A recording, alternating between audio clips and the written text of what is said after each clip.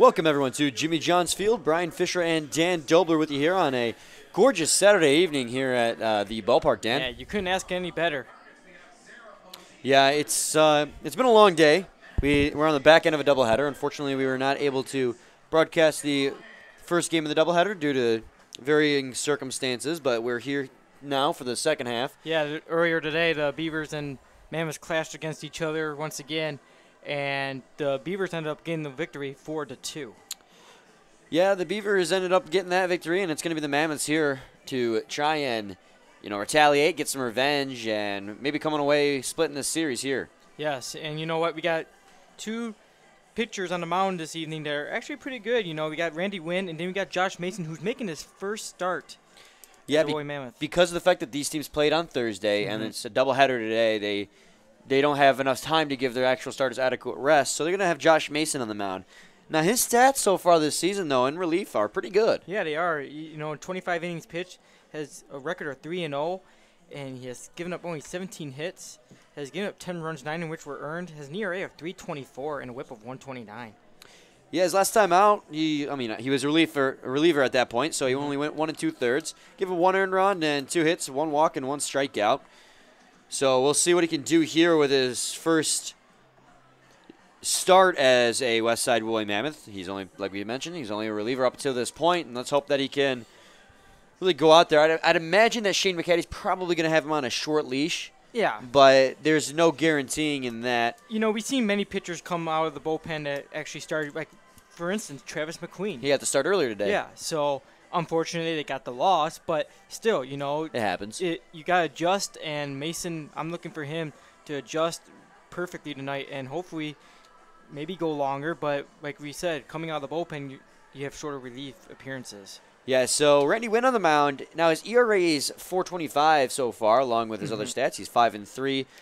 He's got a 61.1 innings pitched, 70 hits, 9 walks, 49 strikeouts, and a WHIP of 129. And he's been good this season. Yes. It's just he got roughed up a couple of starts, and that kind of inflated his ERA. He's much better than what that ERA indicates. He's one of the better pitchers, starting pitchers in the league right now. And look at his last start. He was phenomenal. Oh yeah, he was. He went 7 innings, gave up 2 runs, 1 which was earned, gave up 4 hits, gave up only 1 walk, and had 4 strikeouts. Yeah, 7 innings pitched and 1 earned run is pretty gosh darn great. Oh, yeah, it is. These two teams, they faced each other last Thursday. That's our last score sheets that we had since we weren't calling a game earlier. And that was 11-6 victory. That was on Thursday. This week. It wasn't last week. It was this week. So this will be the 3rd time this weekend these two teams are playing each other. I wonder if they're getting sick of it.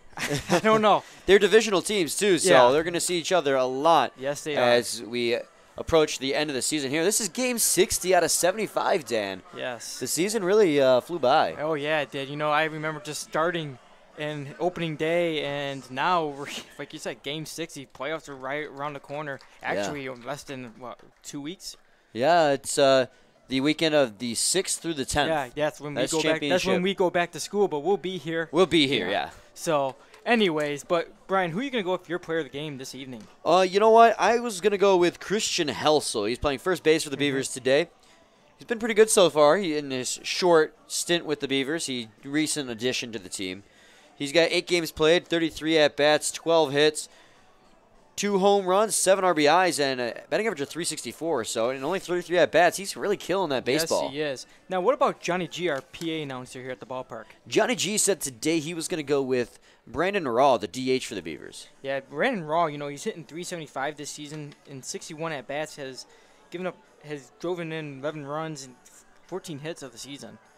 Yeah, that's with the Beavers. His overall stat line with both teams combined, because he played with the Unicorns earlier, 45 games played, 178 at-bats, 45 hits, 7 home runs, 34 RBIs, and a batting average of 253. And, Dan, that's good for first in the league in terms of RBIs. Oh, yes, it is. And hopefully maybe he can continue that RBIs tonight and add to it. Yeah, he's been really great for the Beavers, and it makes you wonder why the Unicorns ever gave him up. But hey, he's been great. Now you and Johnny G went with those 2 guys from the Beavers. I'm going to go the opposite direction. I'm going to go with the Rolling Mammoth side, and I'm going to go with Alex Abbott. Solid pick there. Yeah, Alex Abbott's hitting 279 this season. Has 36 hits, 7 home runs, 24 RBIs. I mean, I'm going to go with him this night. Yeah, I mean, 7 home runs. That's 3rd in the league for home runs. Yeah, he's just been he's been solid. He's been the power hitter for the Westside Woolly Mammoths throughout the season, and he's done a great job at that role. I mean, he's batting .279, which is a solid batting average, and like with the seven home runs and 24 RBIs, I mean, he's been producing well. Yes, he has. So it's going to be, like you said, it's a beautiful night for a ball game here clear at blue Jim skies. Field. I mean, you couldn't ask for any better. It's about 78 degrees out there. So the teams are out there for the second half of a doubleheader. The Westside Woolly Mammoths touting the Flintstones uniform. Yes. You know, I kind of like those uniforms. Yeah, I'm back and forth with them a little bit, but it's not my favorite in the league. I personally like the Beavers alternate, that red one. Oh, yeah. The other night that they were wearing on Thursday. Yeah. Yes, that was beautiful. So, but, you know, of course the unicorns I love those gray uniforms that they wear, the charcoal grays. Yeah. But, you know, the Flintstone, little throwback there. It's also Italian Heritage Night here tonight, Dan. You know, they have a Frank Sinatra impersonator here. We're also going to be singing the Italian national anthem before the American national anthem. So that's great. It's going to be interesting. Like, do you put your hand over your heart? We don't have an Italian flag, do we? I don't think we do. We just got the American. Do Italians even put their hand over their heart? I don't have any. I don't have an Italian heritage. You know, I think being the color, I should have got that research going, but no, I don't have that. That's all right. So anyways, it's time for starting lineups here between the Westside Woolly Mammoths and the Birmingham-Bloomfield Beavers. So I'm going to send it down to the field for that, and after that is the national anthems, and then we'll come back for first pitch. So we'll be back shortly.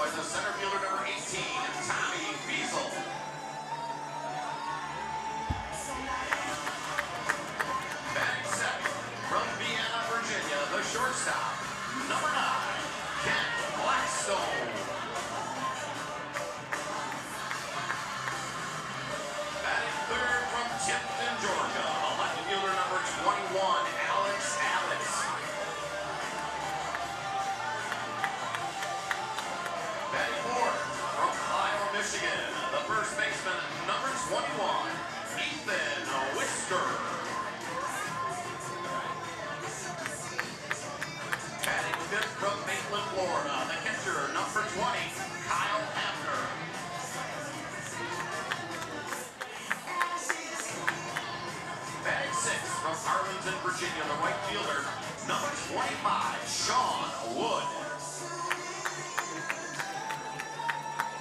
Batting 7th from Troy, Alabama, the second baseman, number 11, Jalen Lawson. Batting 8th from Santa Cruz, California, tonight's designated hitter, number 10, Joe Davis. Batting 9th from Buckstown, New Hampshire, the third baseman, number 3, Riley Palmer.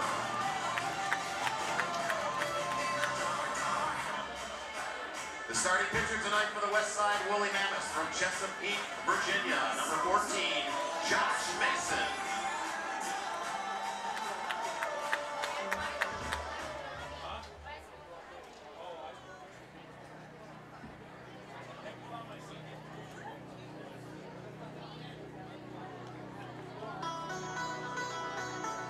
Okay, ladies and gentlemen, it's time to bring on your home team. Do we have any Beaver fans in the house tonight? Oh yeah, well here they are, your Birmingham-Bloomfield Beavers, managed by Chris Newell. Joining the Beavers on the field today are the baseball buddies, the champs of the Sterling Heights 12 and under softball girls team. Leading off and batting first from Hayward, California, the right fielder, number 26, Don Andre Clark with Aaron Harris.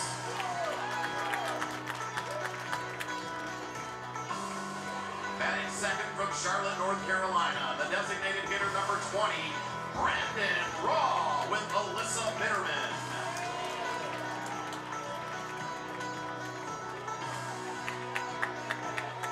Batting third from Brooklyn, New York, the left fielder, number 8, Rodney Aller with Emily Hubbard.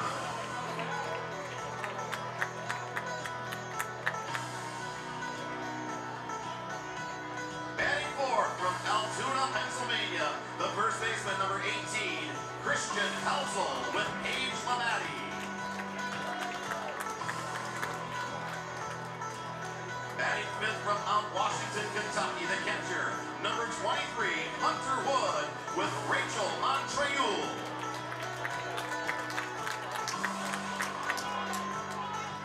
Batting sixth from Deming, New Mexico, the third baseman, number 10, Dan Kennett with Adriana Pellerino.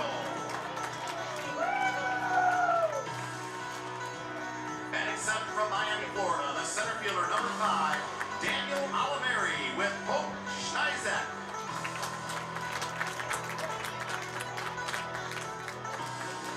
Batting eighth from Montpelier, Virginia, the shortstop, number 1, DJ Martinez with Presley Jones.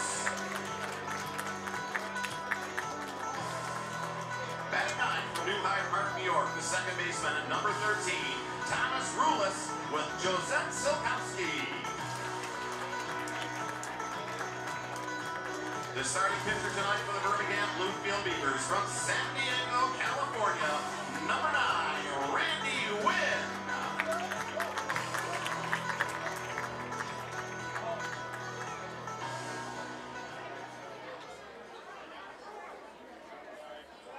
Ladies and gentlemen, please rise for the singing of the Italian national anthem, tonight being performed by Aaron Caruso.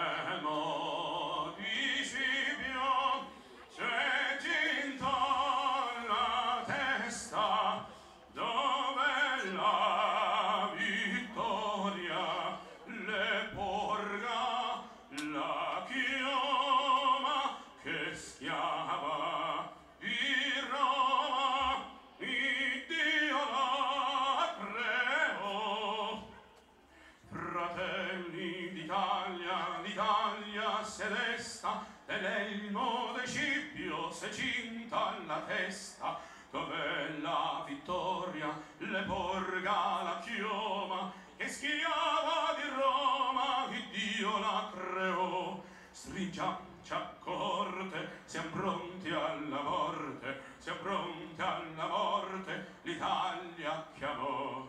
Stringiamoci a corte, siamo pronti alla morte, siamo pronti alla morte, l'Italia chiamò, sì.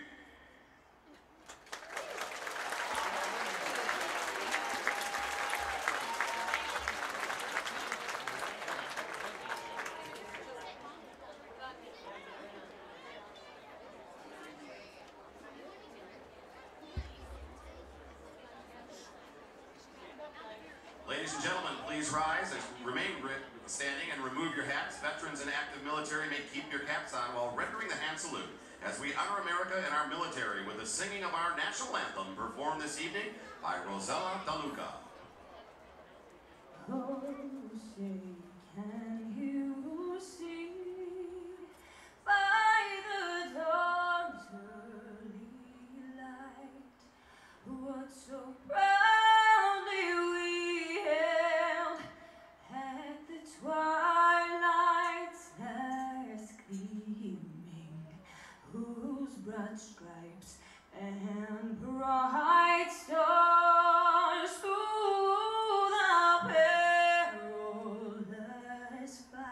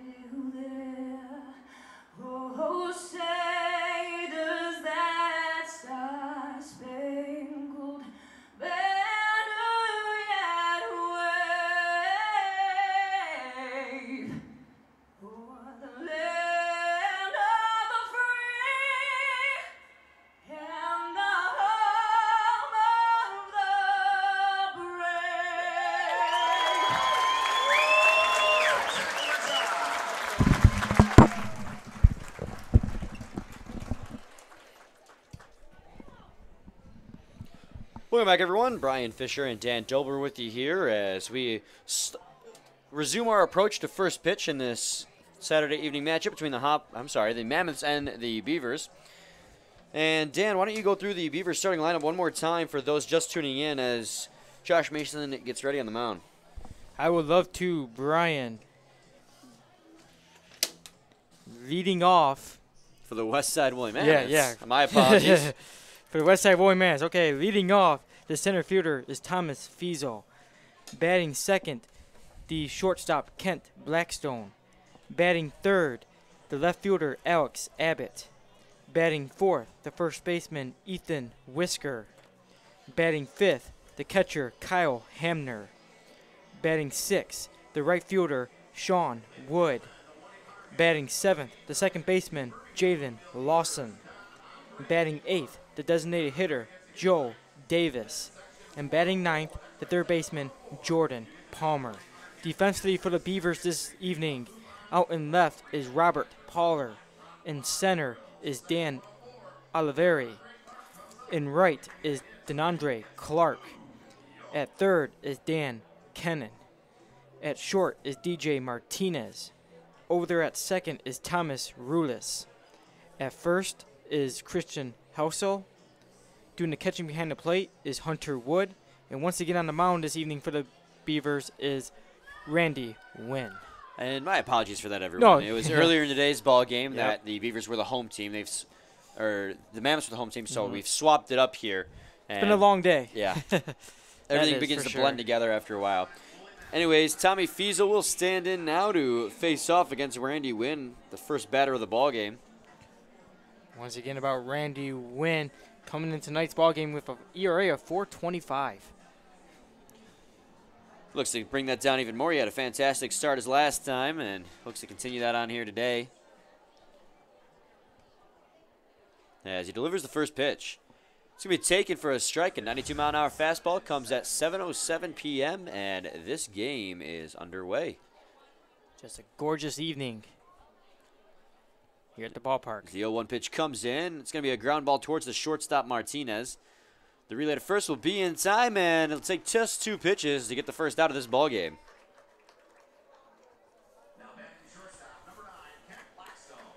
So now the shortstop, Kent Blackstone, will stand in. Yeah, Kent Blackstone's been having a great season with the Mammoths, Brian. Yeah, he's currently 4th in the league in RBIs at 30. As he's going to take a fastball for a strike there, 0-1. Yeah, he holds a batting average of 238. Has 31 hits this season and 2 home runs. As he's going to just chop at that 0-1 pitch, and the relay from Helsel to the pitcher Wynn, who is covering, is in time, and that'll be another 2 pitches and another out. So that'll bring up your pick of the game, Dan. Alex Abbott, yes.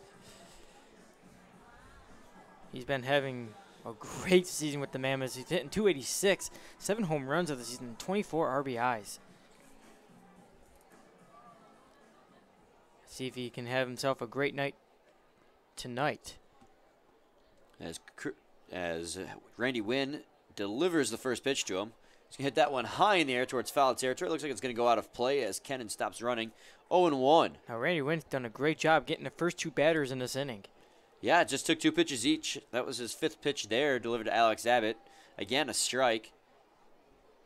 Randy Wynn likes to attack that strike zone pretty aggressively. And that's why his walk rate is so low, the 0-1 pitch. That's going to be in there for a strike. 0-2. Another fastball. Yeah, Dan, he's only got 9 walks on the season. Although he has given up 70 hits. But that's a result of attacking that strike zone. You know, it comes with good and bad. He doesn't walk a whole lot of guys, but he gives up more hits than usual. That's going to be a ground ball towards the second baseman, Rulis, who will make the throw to first. Then it's going to be in time. What a quick inning for Randy Wynn. Yeah, it just takes 7 pitches, and it's a 7-pitch inning for Randy Wynn and a 1-2-3 inning at that. So we go to the bottom half of the first inning. We're due up for the Birmingham-Bloomfield Beavers. Will be Denandre Clark, Brandon Raw, and Robert Poller. We'll be back shortly with more. Please stay tuned.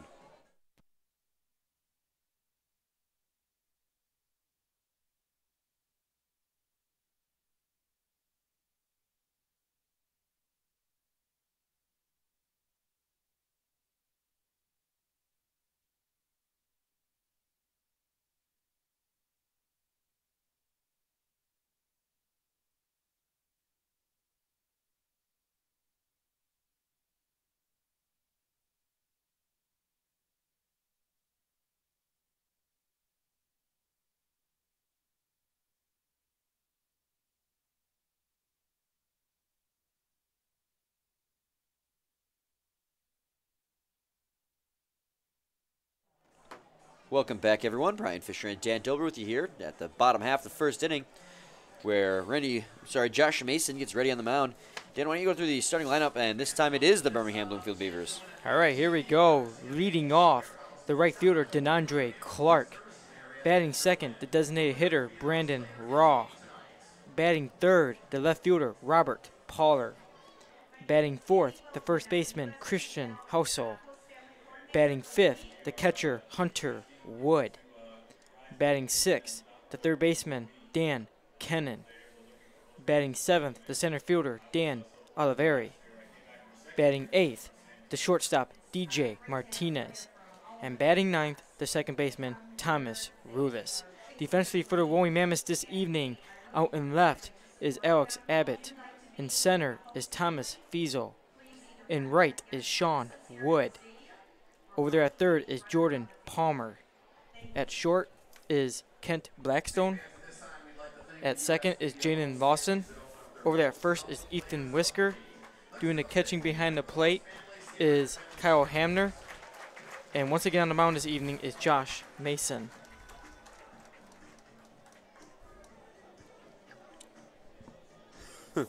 So now DeAndre Clark, the switch hitter, will stand in.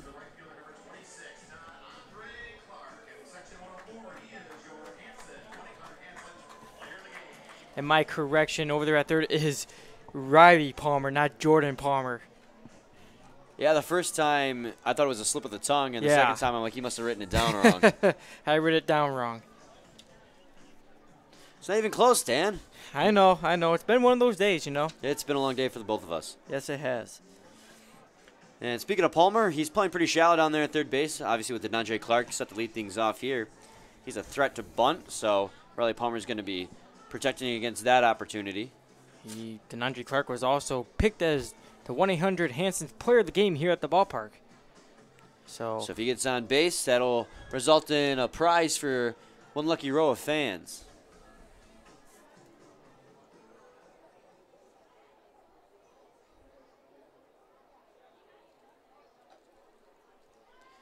The first pitch to Clark is going to be a strike, 0-1. Curious to see how long Shane McCaddy is going to allow Josh Mason to pitch for, as that'll be a ball outside. 1-1 now. yeah, this is his first start after coming out of the bullpen, usually in relief. It's going to be a ground ball towards the shortstop, Blackstone. He's got it, and the relay to first not in time. Infield base hit for DeAndre Clark. DeAndre Clark using his speed to get safely over there at first. He's in all his wheels.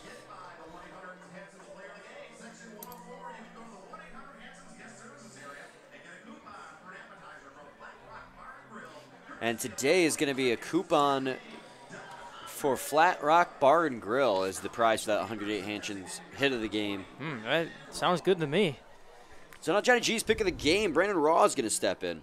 He's hitting .251 this season for the Beavers. Has 44 hits, 7 home runs, and 34 RBIs. On Thursday, Dan, he had 2 RBIs, including a solo shot to dead center field. Oh, yeah, I remember that one. He's leading the league in RBIs right now, and that's for a good reason, as it's 0-1 on him now. He's been phenomenal all season long. Only bats about .250, so he gets on once every 4 at-bats, but he usually rakes, man.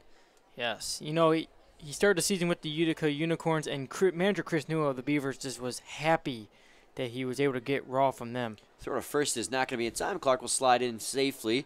Yeah, that was the thing is Chris Newell really wanted Brandon Raw when he tried out, but the Unicorns got him, and as soon as he saw the opportunity to get Brandon Raw from the Unicorns, he jumped on that, and it's paid dividends for him, especially with the departure of Nick Wilson. Brandon Raw has been the premier power hitter on this team. Yes, he's an all-around really good player. So 0-2 now on Raw. They have players like Poller and Helsel on the team who are stepping it up power-wise as well. They're recent additions. Poller had 2 home runs in a game the other day, and Helsel in just 8 games already has 2 home runs. So those additions have been crucial for them, and they've really filled in that offense that Nick Wilson left. The ground ball to the third baseman is going to be in time at first, and that'll be the first out here in the bottom of the first. Unable to get DeAndre Clark, who's the leading run there over there at second. Productive out for Brandon Raw. Yeah, it is. He advanced the runner into scoring position for Robert Poller. You got to play it safe here. go for the out and hope for the best, and that Josh Mason gets out of this inning without giving up a run. So now Pollard will stand in. Pollard playing left field today for the Birmingham-Bloomfield Beavers. Sitting 373, has 22 hits, 4 home runs, and 15 RBIs. The first pitch to him is going to be a curveball outside. And like we've been 1-0. saying, he's been really stepping it up here in the Beavers lineup.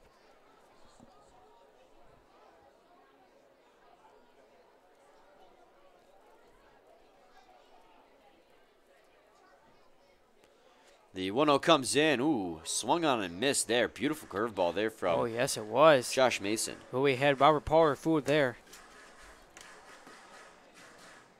Got to keep a close eye on second base. DeAndre Clark, we've mentioned it a lot of times. All that speed. He already showed his wheels getting on base this inning. See, 1-1 comes in. Tries to go to the breaking ball again. It's going to go outside, 2-1. But either way, it would have been a tough play to get him, as that was a slow over in the infield.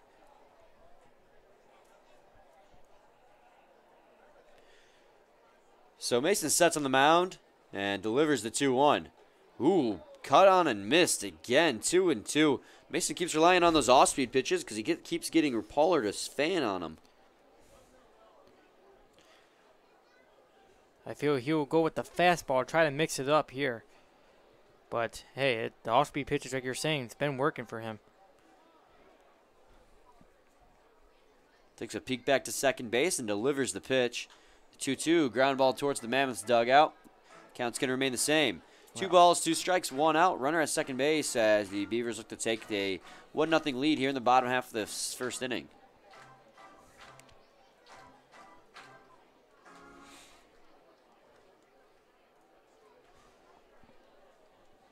Pollard has 4 home runs so far on the season. Now, it's been a short season for him as he's a recent addition, but 2 of them came in one game as he swings and gets a piece of, I believe, that pitch as he stays alive. But, man, as the off-speed pitch has been working very well for Josh Mason. Especially against Robert Pollard. Robert Pollard here.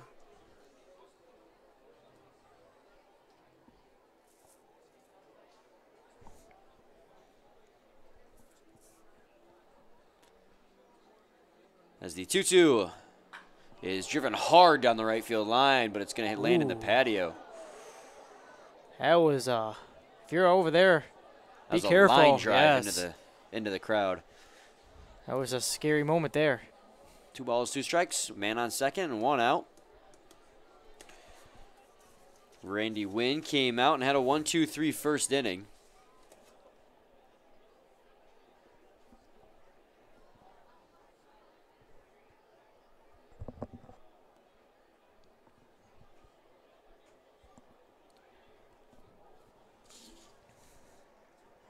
Pollard digs in. And again, the 2-2. It's going to be a ball in the dirt for a full count now.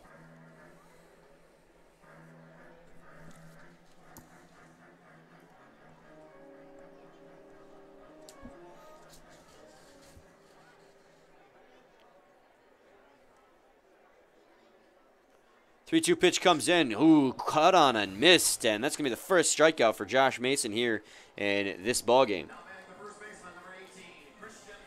That was a beautiful pitch there from Josh Mason to get Pollard. So let's bring up my pick of the game, Christian Helsel. Now, Brian, in the game on Thursday night, he had a home run, and it was a solo shot in the 8th inning. Let's see if he can replicate that performance here today. He's coming to the league, Dan. He's only got 8 games played, this being his 9th. But in those 8 games, man, he's been so unbelievable at the plate. He got off to a hot start. He's batting .414. Granted, it's a smaller sample size considering how many games he's played, but, I mean, he's off to a hot start. Yes, he is. See if he can continue it tonight. It's 1-1 now after he fouled off a breaking ball there from Mason.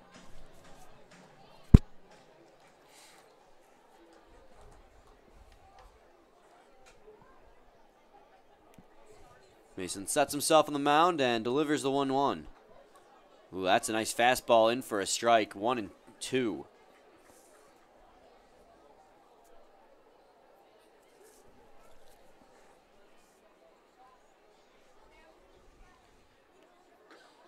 Goes with a curveball that time, but it's going to break outside. So count's going to fall even to 2-2.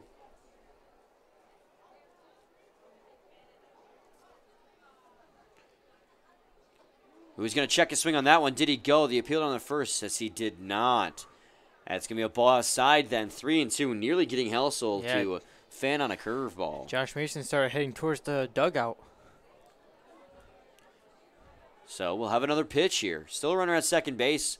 3-2 count and 2 outs. Here's the pitch. It's be fouled off, so the count will remain the same.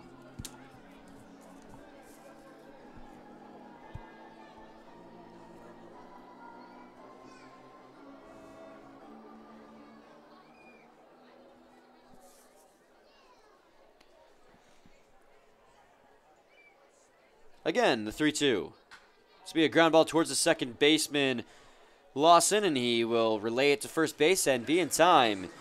So the Beavers do get a runner in scoring position, but cannot bring him around to score, and we go to the top half of the second, still scoreless. When we come back, it's going to be Ethan Whisker, Kyle Hamner, and Sean Woods that lead things off. We'll be back shortly with more. Please stay tuned.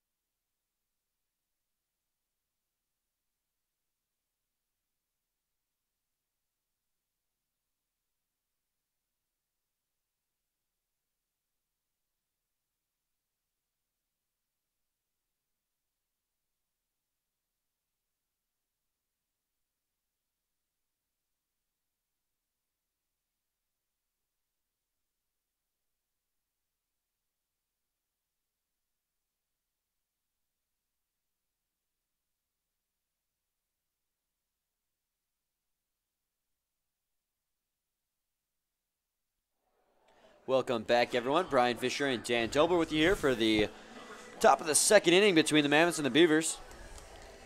Still scoreless here. Yeah, it's going to be Ethan Whisker set to lead things off. But what a quick first inning Randy Wynn had. Yeah, he only threw 7 pitches. All 7 were strikes. So let's see if he can continue that on here. I wouldn't mind if he had a 7-pitch inning every inning, but we all know that's just being too greedy there. Yeah, it's pretty selfish request. It's going to be a strike 0-1 on the outer third of the plate. Now Ethan Whisker hitting 195, has 16 hits, 2 home runs, and 15 RBIs for the Mammoths. Ooh, he's going to cut and miss at that fastball outside, 0-2. He's been relying pretty heavily on that fastball right now, but he's been mixing the location enough that it's still having the Westside White Mammoths guessing as the 0-2 comes in. He's going to, again, a fastball this time. Instead of outside, he goes low with it. Yeah, unlike Josh Mason's been really relying on that off-speed stuff tonight. There's been a lot of curveballs out of him as the 1-2 comes in. This will be a flare towards right field. Charging in is Clark, and he will make the catch. And that is going to be the first out here in the top of the second. What was that, 3 pitches? 4. 4, okay. So now Kyle Hamner, the catcher, will step in. Kyle Hamner's hitting 240, has 24 hits and 10 RBIs. No home runs for him yet. The first pitch to him is going to be grounded foul towards the Mammoths dugout. I'm sorry, the Beavers dugout. 0-1.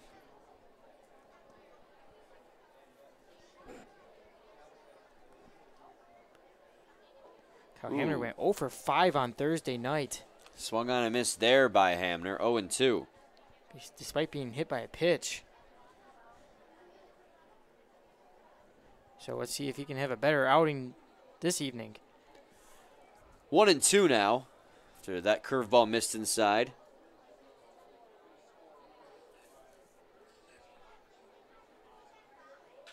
Be a ground ball towards the shortstop. A slow roller, though. Martinez is going to have to make a quick throw. Relays in time, and that's going to be a second out here.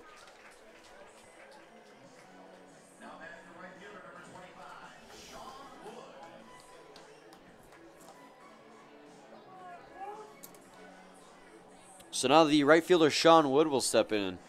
Now, Sean Wood's not hitting very well for average, but he had a big hit the other day. Oh, yeah, he did. It had a grand slam, and that came in the 3rd inning. That gave the Mammoths a temporary lead in that ball game. Yes, They ended up losing that game pretty handedly. Yeah, that one. The 8th inning. Oh, that was last night's game. Keep thinking about last night's game when those two teams faced and the 8th inning was so long. 12-run inning. That was actually a record for most runs scored in an inning. But yeah, the Beavers, like you said, just piled on the runs. They ended up getting that win, 11-6 Thursday night. As the 1-1 comes in, it's going to be a ball low and inside, 2-1. Dan, these two teams have faced off on Sunday, Thursday, early today, and now right now, as that's going to be a fly ball out of play. Count's going to fall even 2-2. We have seen them a lot. Yes, we have. Becoming very familiar with these players. I mean, we've been doing it for 60 games now, so of course we're already familiar.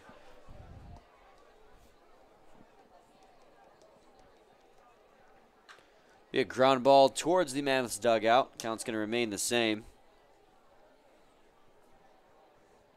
You know, earlier when these two teams went up against each other, we had a pretty good crowd on hand. You know, I was surprising to see how many people we had that showed up. But yeah, the first game of the doubleheader was a makeup game from that rainout a few weeks ago. That rainout that happened on Star Wars night. That made me very upset because I'm a big Star Wars fan. I know. So, yeah, we had a pretty good crowd here for the 1 o'clock game today. And once again, if you're just tuning in, the Beavers got the win 4-2. So now the 2-2 pitch comes in. Ooh, that's going to be inside. 3-2. Full count now on Sean Wood.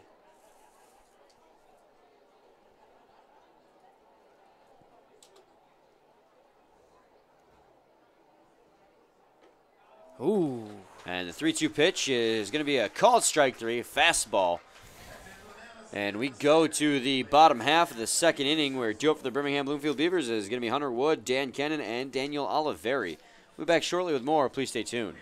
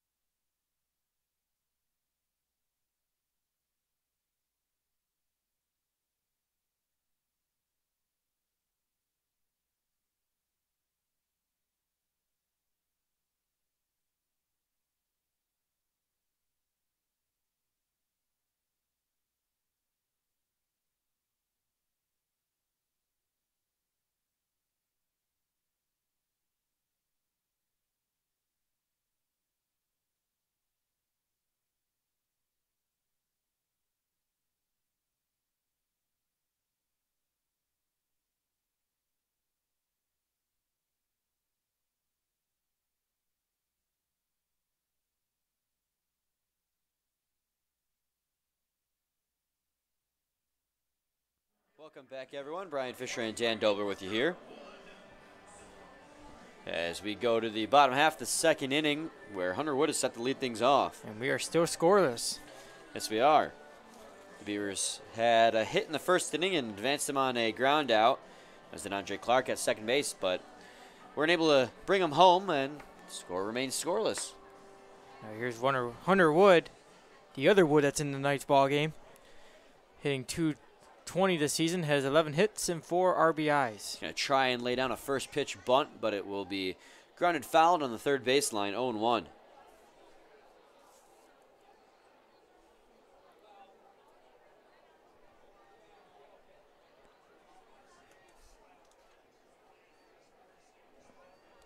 The 0-1 pitch comes in. Ooh, that's going to be taken for a strike. 0-2. Nice curveball there by Josh Mason. Yeah, great location as well.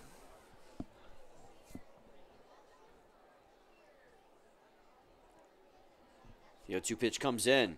Ooh, swung on and missed, and Hunter Wood goes down on 3 straight pitches. It's going to be the second strikeout of the evening for Mason. That'll bring up the third baseman, Dan Kennan.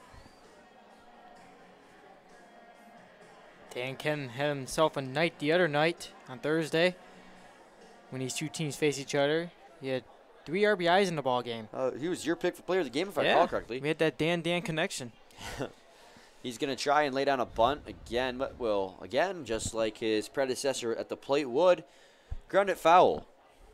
Speaking of that Dan connection, Dan Oliveri is on deck. Dan found each other in the lineup. As the 0-1 pitch comes in, that's going to be down low for a ball, 1-1. Kennan's hitting .281 this season.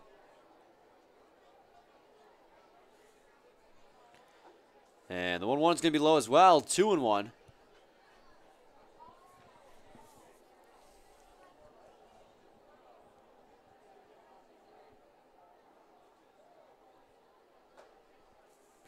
That one will hit the strike zone, though, an 88-mile-an-hour fastball from Josh Mason. Counts falls even, 2-2.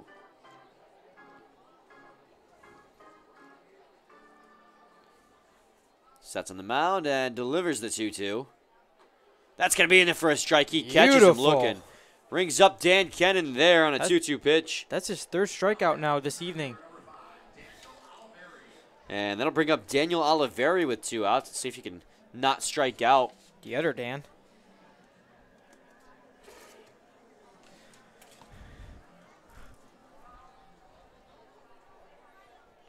And now the first pitch to Oliveri will come in and try to get him with a bender and front door him, but didn't break enough, nearly hitting Daniel Oliveri.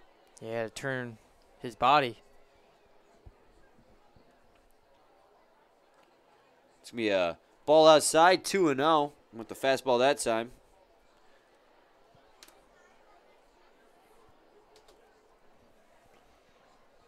So the 2-0 will come in, and that'll be in there for a strike.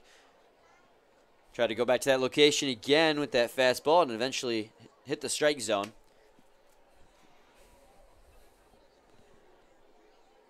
It's going to be a ground ball towards the first baseman, Whisker. He'll take it himself, and that's going to end the inning.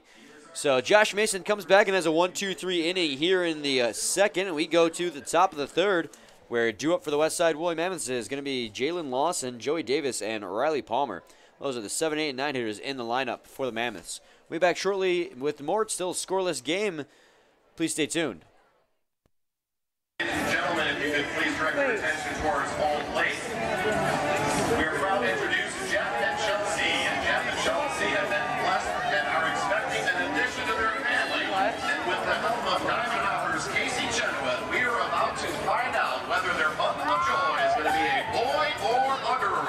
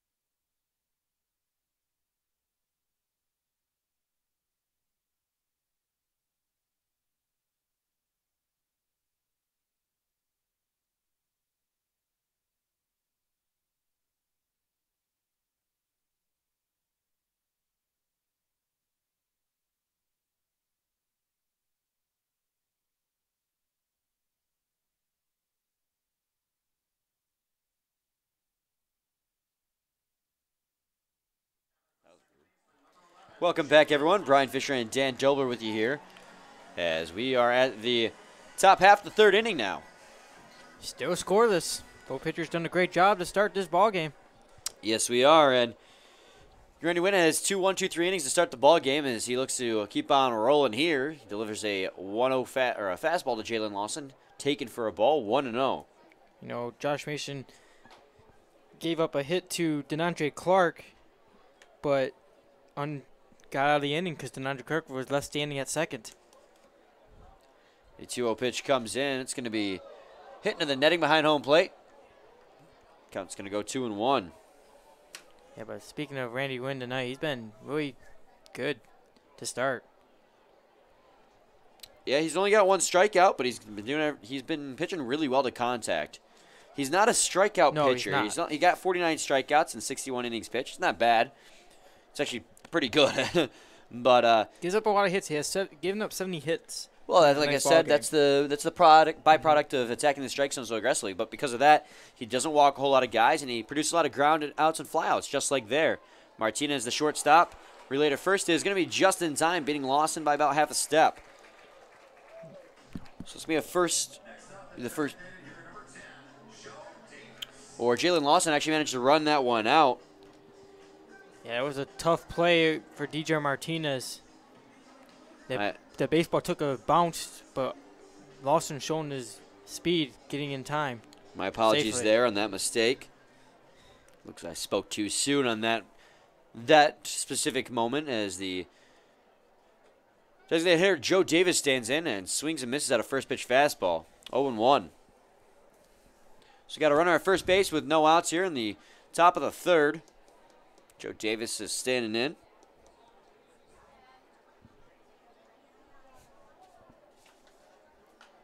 Be a fly ball out of play. 0-2 now.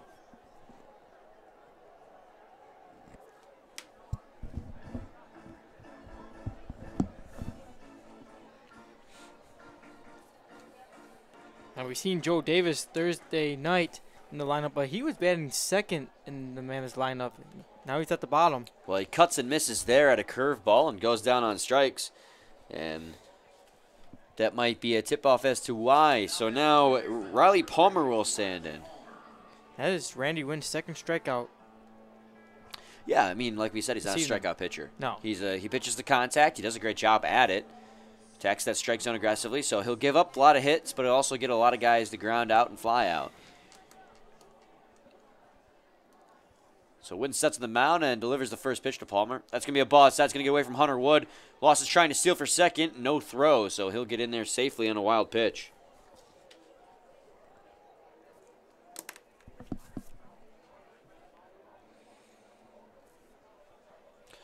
So now Riley Palmer stands in with a runner at second base. He could bring him home. Could give the Mammoths a One swing of the 1-0 bat. lead here in the early goings of this ball game. Palmer has 14 RBIs this season. Wood's going to come out to the mound and have a quick chat with Randy Wynn. And a quick chat it was. Probably just trying to get on the same page. Now Randy Wynn's been relying on that fastball this evening. Although we saw him dust off Davis with that curveball there at the end. See, 1-0 comes in. Goes back to that fastball, 1-1. 1 ball, 1 strike, 1 out, 1 on. Scoreless here in the top of the third.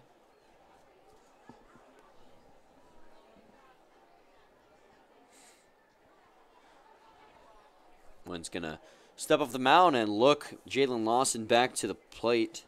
Or back to the base, I apologize.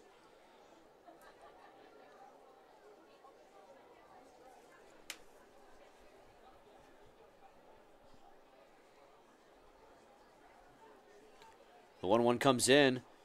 That's going to be off the end of the bat. And, ooh, it almost trickled back fair. Got it off the end of the bat, and it put some spin on that baseball. Looks like Riley Palmer's going to get a new piece of lumber. Looks like he...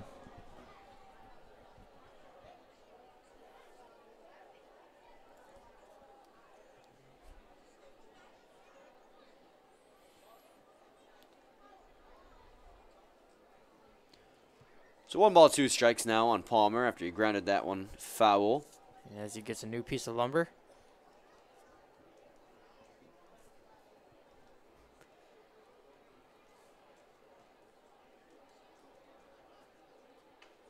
Look back to second base, and now Wynn delivers the 1-2.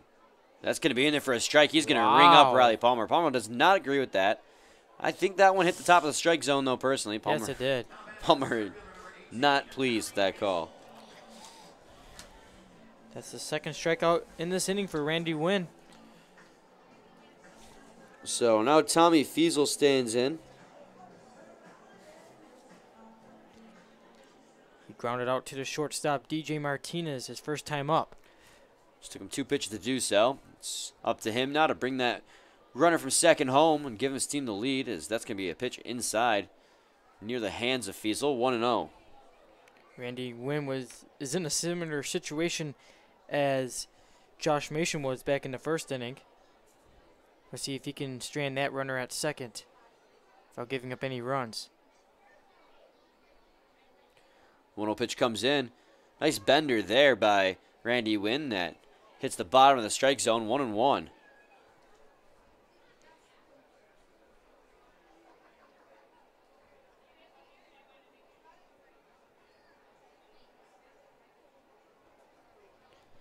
Wynn delivers the 1-1. Ooh, nice slider there. Yes, it was.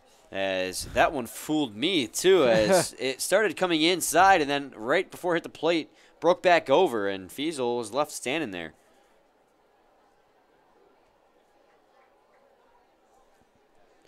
1-2 comes in. That's going to be a strike on the outer third of the plate. He's going to strike out the side here and leave a runner stranded at second. We're going to go to the bottom half of the third inning for the Beavers, where leading it off for them is going to be DJ Martinez. Following him be Thomas Rulis and DeAndre Clark. We'll be back shortly with more. Still scoreless here at Jimmy John's Field. Please stay tuned.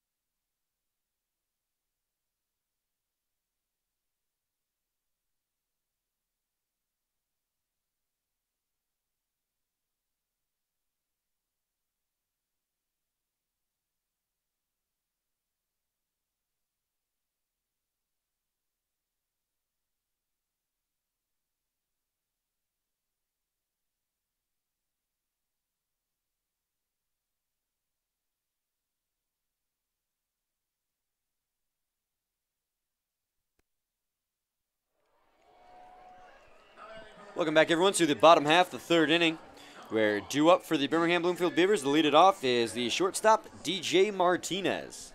DJ Martinez hitting .203 this season, has 28 hits, a home run, and 17 RBIs. Now, that home run came on Thursday, Dan. That was a 3-run bomb. Yes, it was. His first of the season that he blasted into left field. It was, I mean, that was a no-doubter off of his bat, and it was something that came to us as a bit of a surprise because he's been a contact hitter all year long, and he just put a charge into that one. Yes, he did, and that came in the 7th inning, and that's where a lot of runs came from the Beavers in that ball game. Yeah, I believe that was the difference maker in that ball game as well. Ever since, because of that home run, they didn't vanquish that lead at any point, and they ended up going on to win the ball game. 2-1 now after that off-speed pitch missed outside. Yeah, DJ Martinez ended up the ball game 3 for 5. That's going to hit the inner third of the plate and be called for a strike, 2-2. Mason doing a pretty good job getting his first start with the Mammoths today after being a reliever all season long. So that'll hit the netting behind home plate, and the count will remain the same. Yeah, he's doing a great job with those off-speed pitches he's been throwing, going with the curve, the slider. Yeah, he's only allowed one base runner to this point, and it was a base hit to lead off the ball game for the Beavers. DeAndre Clark's infield hit.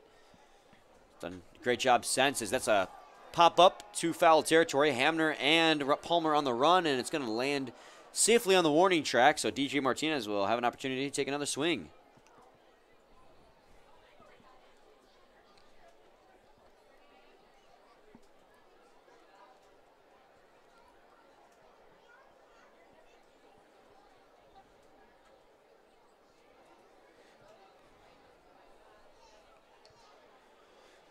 He digs back in behind the plate. And Josh Mason delivers the 2-2. Nice curveball there by Mason that nicks the outer third of the plate. And he freezes Martinez for a called strike 3. I know he got Dan Kennan swinging on that as well, the curve. That's now 4 strikeouts for Mason, 2 of which were caught looking strikeouts. Yes. We've seen a couple of those today for both pitchers, as Randy Wynn also has 2 out of his 4 strikeouts we're looking. And they've just been doing a great job utilizing their different pitches in their arsenal and maximizing on the location. Thomas Rula showed bunt there but pulled it back. It's going to hit the strike zone nonetheless, 0-1. Now another player in the Beavers lineup that's having a really good season is Thomas Rulis, hitting .363, has 53 hits, a home run, and 20 RBIs. Be a fastball inside to Rulis, 1-1. Yeah, he is leading the league right now in average at .363, and he's quietly been very dominant for the Beavers. That's a ground ball towards first base. Whisker has it. Ooh, and he bobbles it, trying to transition it from his glove to his throwing hand. And that's going to allow Thomas Rulis to reach safely here in the 3rd inning. Just unfortunate there for Ethan Whisker. Yeah, when he was transitioning it from his glove to his hand, he dropped it, and he tried to pick it up, and just it was already too late because Rules has speed on those base paths. If you don't get him on your first attempt, you're not going to get him. No, you're not. And speaking of not getting batters, I mean, DeAndre Clark showed his speed over there in the 1st inning. Yeah, he reached on an infield base hit.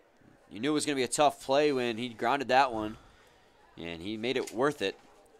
Doesn't matter how you get on base, whether it be a bleeder or a double off the wall. As long as you're getting on base, you're helping your team and setting them up for success. He ended up getting in a scoring position, but unfortunately no one was able to bring him home. Running to second base is Thomas Rulis. Looked like a hit-and-run situation, but Clark hits it foul, 0-1. What a great catch by a fan. Yeah, he's going to get to go home with a souvenir here today.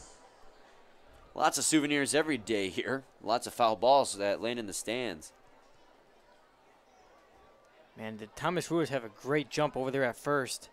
Yeah, he would have been in safely, I think, even if it was a stealing situation instead of a hit and run. Let's see what they do here with the 0-1 count. And the pitch comes in, and ooh, he's going to cut and miss there at a fastball below the knees, 0-2. Big cut from DeAndre Clark. Yeah, he's got 15 RBIs on the season, a batting average of .297. He's been a consistent and a very good leadoff hitter for the Beavers all season long. The 0-2, that's going to be a ball outside, 1-2 now. Went back to the fastball that time at 87 miles an hour. Mason doesn't have a fastball that's all that fast considering who we have in the league, but he does a good job of utilizing it and his other pitches to max out his outs, as that's going to be a flare towards left field. The left fielder Abbott will make the catch, and that's going to be the second out. Yeah, we talked about that in yesterday's ball game, Brian, about pitchers doing a great job of mixing up. You don't have to have the velocity a lot of times. Yeah, we did talk about that yesterday, about how the best pitchers in the league don't usually have the fastest fastballs. It usually is around 92, which is pretty good. That seems to be the average for most of the pitchers in the league. But they have a curveball, a slider, sometimes even a changeup, and they mix the locations well, and they don't rely on one pitch too much.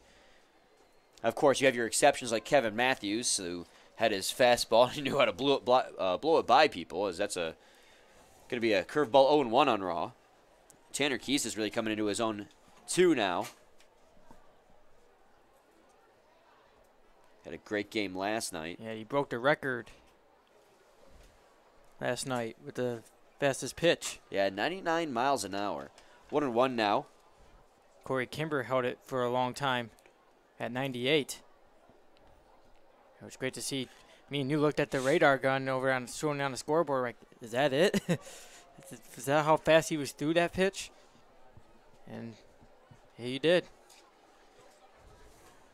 Now I'm curious to see if we'll have anyone who breaks 100 here this season. I'd love to see that. I would too. And the 1-2 comes in. He's going to swing and ground it foul. Just a short chopper. It's going to have to be a quick throw. Whoa. It's going to be thrown away down there at first base. Advancing to third is Thomas Rulis. They're going to wave him around third base, and he is going to just take a light jog in, and they're going to wave him back to third base, it looks like. I'm not sure. I'm quite confused as well.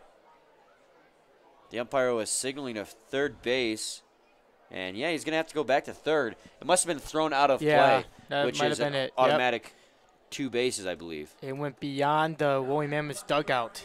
So Rulis is at third, and Brandon Raw is at second. I'm curious how they're going to rule that as a hit. Interesting. I thought that would have been an error. I bet you it's going to be a base hit because it was such a... Oh, nope. They just marked it as an error. Oh, okay. I was confused there, too, because I really thought that would have been an error made there by Riley Palmer. So 2 errors this inning have allowed runners in second and third base with 2 outs here. Let's see if Josh Mason will not allow it to hurt him. First pitch ball down low, 1-0 to Robert Poller. At first I thought they were going to label it a hit for Raw, and then the throw after that as an error. So it'd be a base hit E5, I believe. Is he stealing for home? He is. Yeah, he is. And he's going to get in there safely. What? Thomas Rulis. Man, Chris Newell sent them home, and it paid off greatly. Thomas Rulis just stole home plate here at Jimmy John's Field to give the Beavers a 1-0 lead. That's the first for this season. Wow. That is something, You don't really see. yeah, you see double steals sometimes that result in a scoring play, but never just straight up stealing home. That's going to be a ball inside, 3-0 now to Poller. I mean, you see it sometimes happen in the major leagues, but also the movie Major League it happened before, too. Also happened in Roy Sandlot. Mays Hayes heading home. That's going to be a high fly ball to right field. Wood on the run, over the wall, and that's a 2-run home run. So Robert Poller with a 2-run home run. This inning's been a spark for the Beavers. So stealing home is Thomas Rulis. And then the following pitch, Robert Poller crushes one to right field towards the hill, and that gives the Beavers a 3-0 lead. Wow. And Poller has just continued to rake since joining the Beavers this season. Yes, he has, Brian.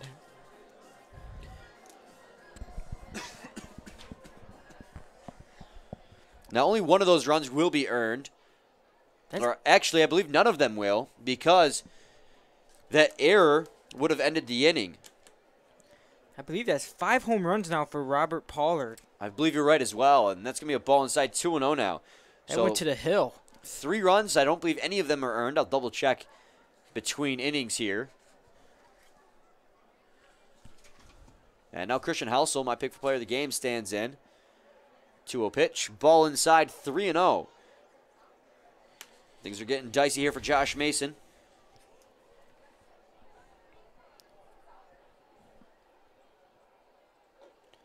And that's going to be a 4-pitch walk. So Thomas Rulis steals home. Robert Poller hits a home run, and then a 4-pitch walk to Christian Halsell. And you have the bullpen pitchers heading out to the bullpen. The relief pitchers. Shane McCaddy's going to come out and have a quick chat with Josh Mason. He just needs one more out to get out of this inning. I mean, we usually see this is his first start, obviously. But I mean, it's been a crazy inning here. You had Ruiz stealing home, and then you had a 2-run shot from Robert Pollard. Yeah, Ruiz stealing home was... That was weird to see. Yeah, it was actually really awesome to see. Yes. I have to talk to manager Chris Newell about that strategy play there made by him. It's a bold move. Paid off, Yes, though. it did. So now Sean Wood stands in. First pitch to him. He's going to get a piece of and foul it in the netting behind home plate. 0-1.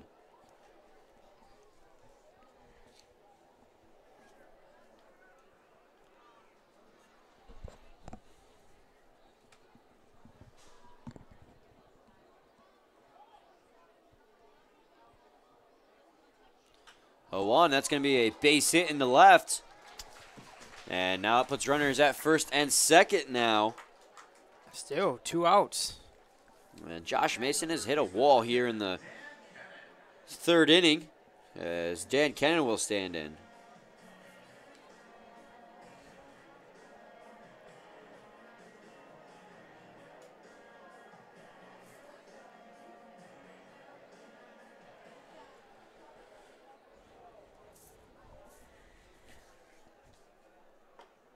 It's going to be in there for a strike, 0-1.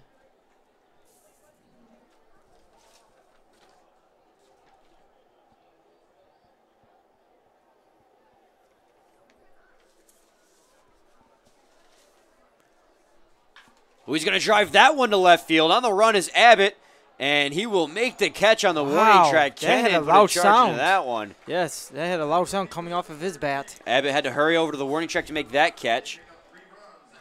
But the Birmingham-Bloomfield Beavers take a 3-0 lead thanks to a stolen home plate by Thomas Rules and a 2-run jack by Robert Pollard.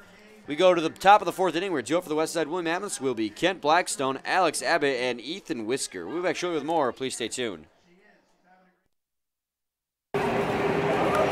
Got a mask on here for you. Ladies and gentlemen, at this time, please direct your attention to the video board. Someone has a very important question to ask.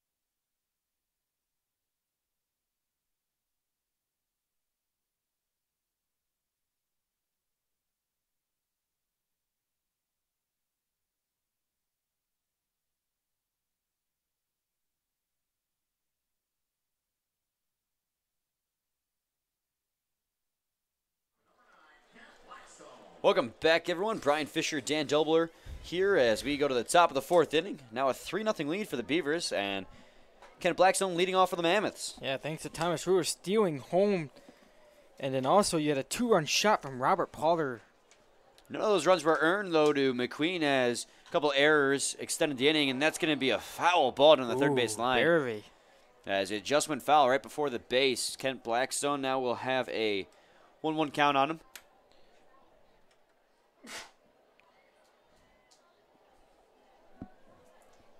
Kent Blackstone grounded out to the first baseman, Ethan Whisker, but then Randy Wynn covered the bag. He's going to take a big cut there at a, looked like a slider, and count him up empty, 1-2.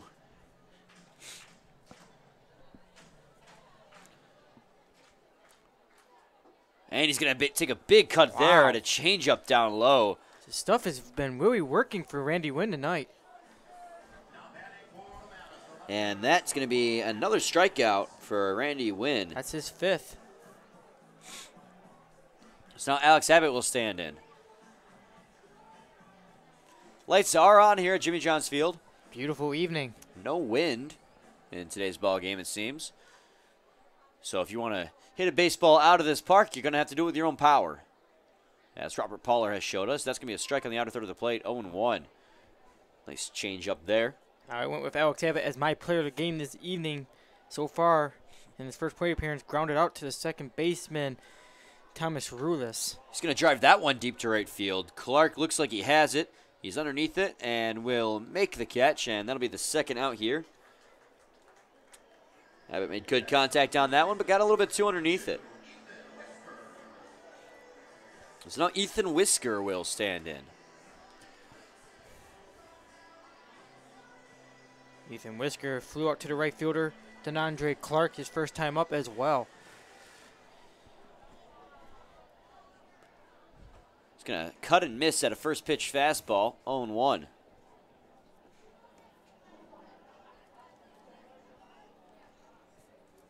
Really good crowd on hand this evening here at Jimmy John's Field. He's going to pop that one high up in the air. Rulis running onto the outfield grass is going to be called off by Clark, who comes charging in to make the catch. Hey, look easy with that speed of his out there. So after 3.5 innings, it's still Beavers 3, Mammoths nothing. Oh, another 1-2-3 inning for Randy Wynn as he is rolling here. Oh, yeah, he is. We go to the bottom of the 4th inning. We're due up for the Beavers is going to be Daniel Oliveri, DJ Martinez, and Thomas Rulis, the bottom of that lineup. We'll be back shortly with more. Please stay tuned.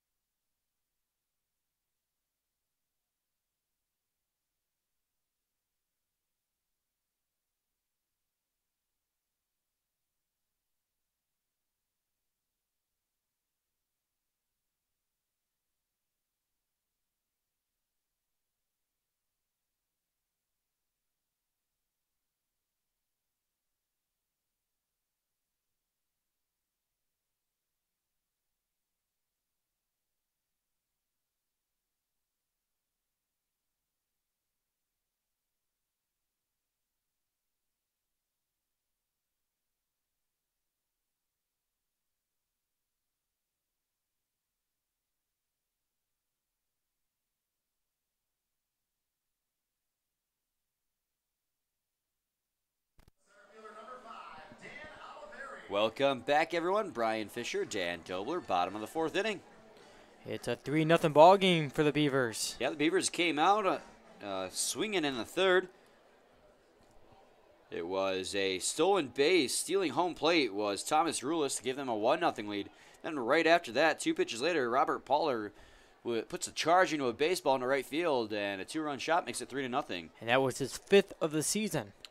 Meanwhile, Oliveri has swung on and missed on a pitch, 1-1.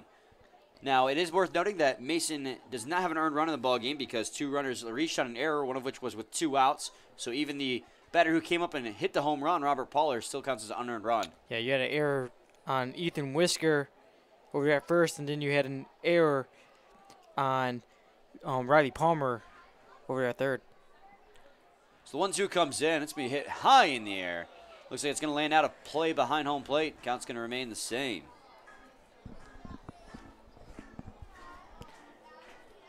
Daniel Oliveri is 0 for 1 tonight. Grounded out to the first baseman, Ethan Whisker. As the 1-2 comes in, he's going to kid him with a strike.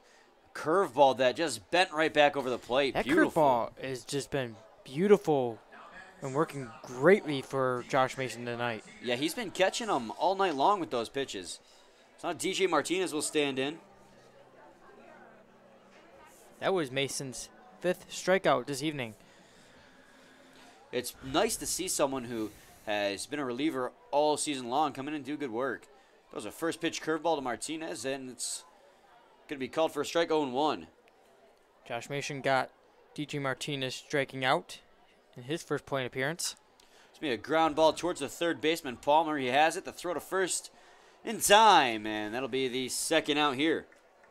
Next up for the Beavers, the second baseman, number 13, Thomas Rulis. Thomas was a standout player for the Ivy League. So now Thomas Rulis will stand in. Obviously, he reached safely due to an error by Ethan Whisker over there at first. It looked like Ethan Whisker was going to get it, but couldn't hold on to the baseball. Yeah, that Bobbled. that bobbled it and kept the inning going. And he also has a stolen base stealing home. Yeah, he ended up sealing home plate. And it was one of the best things I've seen all season. Yes, That's going to indeed. be a ball low, 1-0. Brewers came in tonight's ballgame hitting .363, 20 RBIs, a home run, and 53 hits. So now the 1-0 comes in. Rulis going to have to dodge out of the way of that one, 2-0. He's leading the league in batting average with that .363. Again, another fastball inside, 3-0. He's a dangerous hitter. Makes me wonder why he's still batting ninth. If I had to make a guess, it's because they see he's doing well in the role he's at, and they don't want to change things up and risk ruining it. 3-1. It's kind of like having another second leadoff hitter in the lineup. The 3-1 is going to be a ground ball towards the second baseman, Lawson. He has it, and the relay to first is in time. So Josh Mason comes out and has a 1-2-3 fourth inning. Great bounce back inning for him. Indeed. So we go to the top of the fifth now, where Joe for the Westside Wood Mammoths is going to be Kyle Hamner, Sean Wood, and Jalen Lawson. So we'll be back shortly with more. Please stay tuned. Hey, it's Matt Derry out here in right field in front of the merchandising tent and the trailer. We're having a blast. Get your USPBL gear right here. We've got 24 different kind of hats. We've got jerseys, pennants, foam figures. This Westside Woolly Mammoths jersey is straight fire. You've got to get these jerseys, these hats, everything out here in right field. And, of course, the merchandising area behind home plate in the grandstand. Check it out.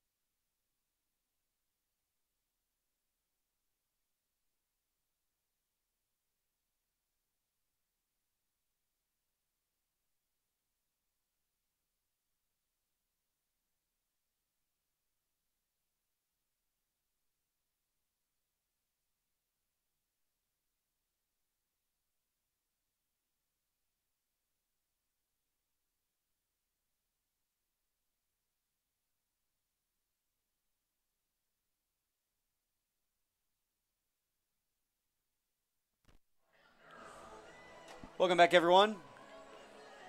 It's the top of the fifth inning, and Kyle Hamner is set to lead things off. He is the catcher for the Westside Woolly Mammoths. Jalen Lawson, the second baseman for the Westside Woolly Mammoths, got the assist on that final out in the bottom of the fourth inning. Made the quick relay over to Whisker, and was able to get that out of the inning, which was a great bounce back inning for Josh Mason. Yes, it was. And you know what? Speaking of Josh Mason, gave up. None of those runs were earned against him, but he's really bounced back. Yeah, it wasn't really his fault. He did give up 2 hits, the home run and the base hit to Hunter Wood and walking Helsel. But if it weren't for the 2 errors that kept the inning alive, it would have never come around to score. Yeah. So that's why none of them are earned. Now, Randy Wynn, who's on the mound for the Beavers this evening, has been amazing right now. He has given up 1 hit and has had 3 1-2-3 innings, as that's going to be tipped off the bat of Hamner into the glove of Wood, 1-1.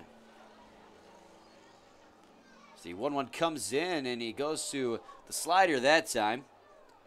That will be hit foul out of play, 1-2. Doing a great job of mixing up his pitches now. Earlier in the ball game was going with that fastball, relying on it, and making great location with it as well. That's me another foul tip there, and it looks like it hits Hunter Wood somewhere uncomfortable. I'm not sure where it hit him, though. Hope he's okay. Looks to be no worse for wear. And 1-2. Telling you, these catchers get beat up quite a bit. Yeah, we saw that last night as well.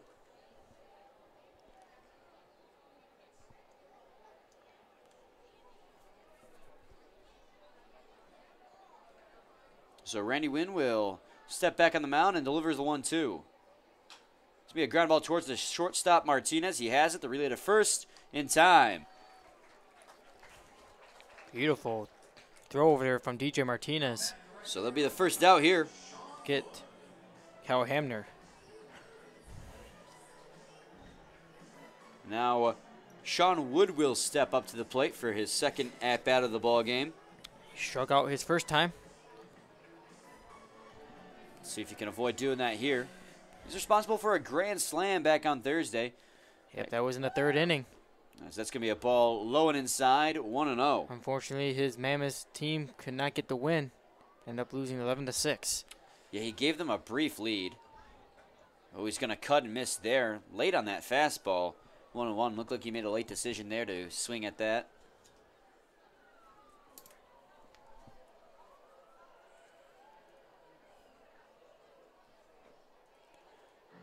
It's going to be a breaking ball low, 2-1.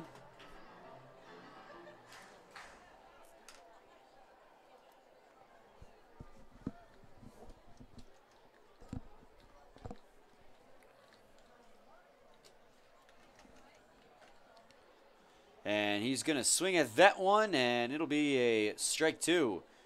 2-2 now. Count falls even. Digs back in at the plate, and the pitch from Wynn is in. He's going to cut and miss there to 92-mile-an-hour fastball, and he's going to strike out swinging for the second time today. That is Randy Wynn's 6th strikeout this evening. So now Jalen Lawson will stand in. He's a recent addition to the Westside Woolly Mammoths roster, and he's got himself 2 RBIs already in the season. I believe he made his debut, what was it, last week? I believe so, too. My memory serves right. I'm getting old nowadays, though. Talk about getting gold. Come on now. He's going to drive that one towards the gap in right field, but DeAndre Clark with all that speed is going to cover that ground in no time. And that's going to do it here for the Mammoths in the 5th. We've played half a game of ball here, and the Beavers still lead it 3-0. We go to the bottom half of the 5th, where due up is going to be the top of their lineup, DeAndre Clark, Brandon Raw, and Robert Poller. Another 1-2-3 inning for Randy Wynn. We'll be back shortly with more. Please stay tuned.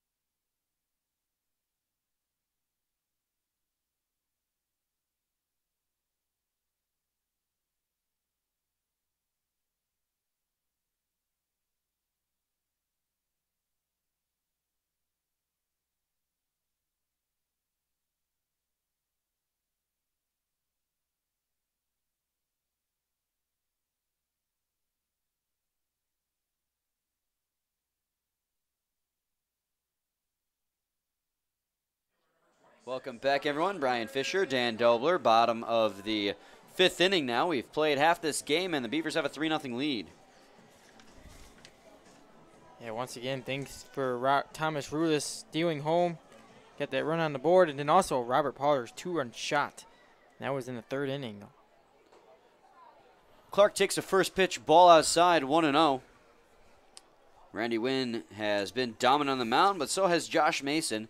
Again, we've said it a few times, but all 3 of those runs are unearned as he's going to fly that one to left field. On the run is Blackstone, Palmer, and Abbott. And Blackstone with a sliding attempt in foul territory will not be able to make the catch, and that's going to make the count 1-1.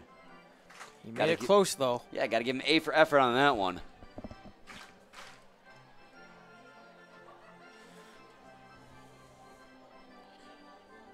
It's Italian Heritage Night here at the ballpark. Also, the person here, Frank Sinatra, is here.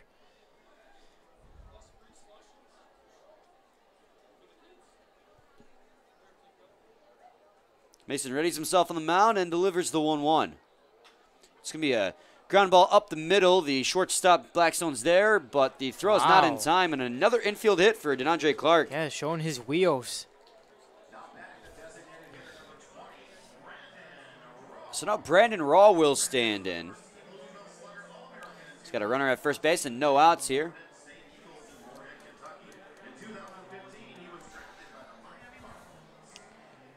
You went, oh, that was Johnny G that went from his player of the game this evening. Yeah, he reached on an error his last time up. It was a throwing error. He grounded out to the third baseman, Riley Palmer, back in the 1st. He was eventually brought around to score thanks to the 2-run shot by Poller. Quick throw down to first is going to keep Clark at that plate.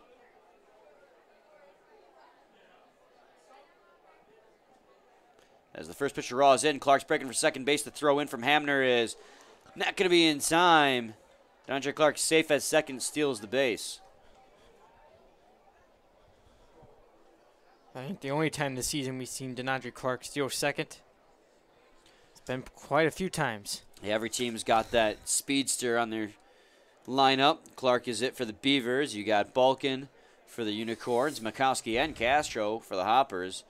The Westside Boy Mammoths got players like Jeff Smith and Tommy Fiesel.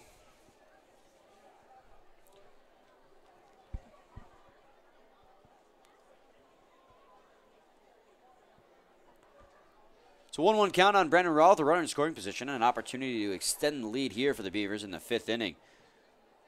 The pitch is going to be down low, 2-1 now.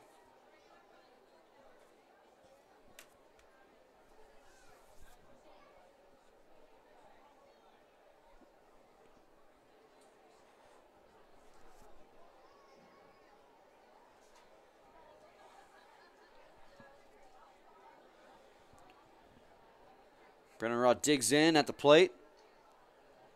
And Mason's going to call Hamner to the mound as they try to get on the same page here.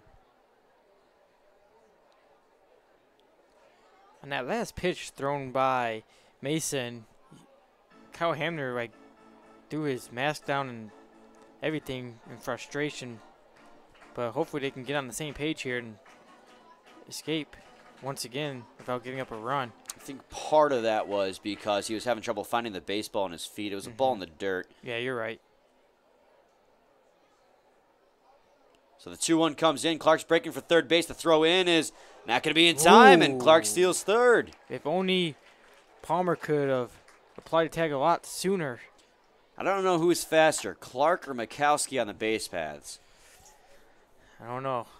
We may have to go down the field and have him race. Give him a 100-yard dash. Yep. Don't know if they'd do that. I don't think they'd appreciate that. No, not for us. So the 3-1 comes in. We got a line drive down the third base line. Clark's going to score easily. And that one's going to roll all the way to the wall in the corner. And rounding first base, heading to second is Brandon Raw, and he'll get in there safely. Johnny G's man of the game. So an RBI double for Brandon Raw is going to be the first earned run of the day for Josh Mason.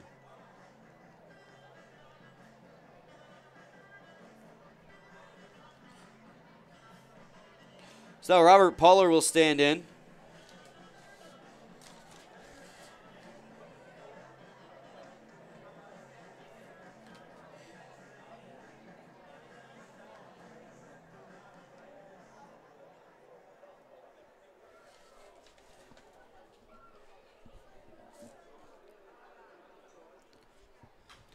Be a fly ball towards left field. Kent Blackstone is going to be called off by Abbott, and he'll make the catch. It's going to be the first out here in the bottom of this 5th inning. Ross still out there at second base, and my pick for player of the game, Christian Helsel, coming up. He has an opportunity to further extend this lead. He's technically 0 for 1 tonight, despite being walked back in the 3rd. This is his 3rd plate appearance. And the first pitch comes in. A slow roller there as he drops a bender in there for a strike 0-1. Yeah, just like Pollard, Hauser's been doing a great job of stepping it up in that Beavers lineup. He's hitting .414 of the season, has 2 home runs, 6 RBIs, and 12 hits. Helsell's going to take a big cut there, an 87-mile-an-hour fastball. Come up empty-handed, though, 0-2.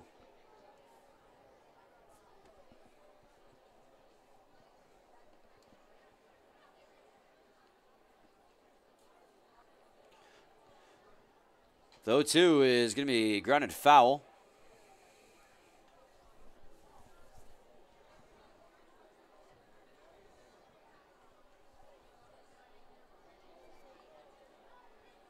Mason sets himself on the mound. Takes a look back to second base, make sure Raw's going nowhere. Delivers the 0-2. It's going to be a fly ball towards right field. Lawson backing up, going to be called off by Wood and right, and that's going to be the second out here in the bottom of the 5th.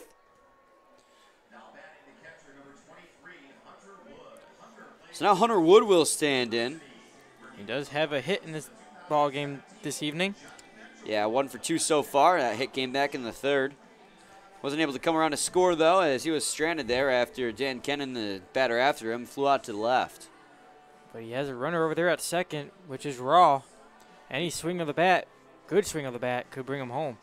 A quick meeting at the mound between Hamner and Mason. But Mason just looks to try to get out his inning without giving up another run. There is a lefty up and throwing over there in the Westside William Mammoths bullpen. And here comes Shane McCaddy. And I'm curious if this is going to be just a chance to extend the bullpen session for the lefty out there, or if his day is done. Mason is primarily a reliever getting the start today because of the doubleheader and the fact that these two teams played on Thursday as well. Looks like it's going to be it for Mason. Did have a good outing, though. Yeah, he did, Brian. He ends up going 4 2/3. He gets a round of applause from the fans here at the ballpark. Gets 5 hits. Gives up 4 runs, but only 1 of which was earned. Walks just 1 batter.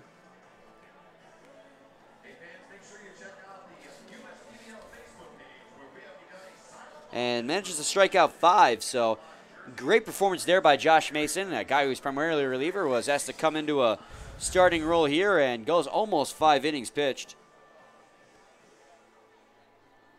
Not much more you could ask for him in a ball game, giving up only a 1 earned run. Some unfortunate happenings behind him defensively, with 2 errors allowing 3 runs to score.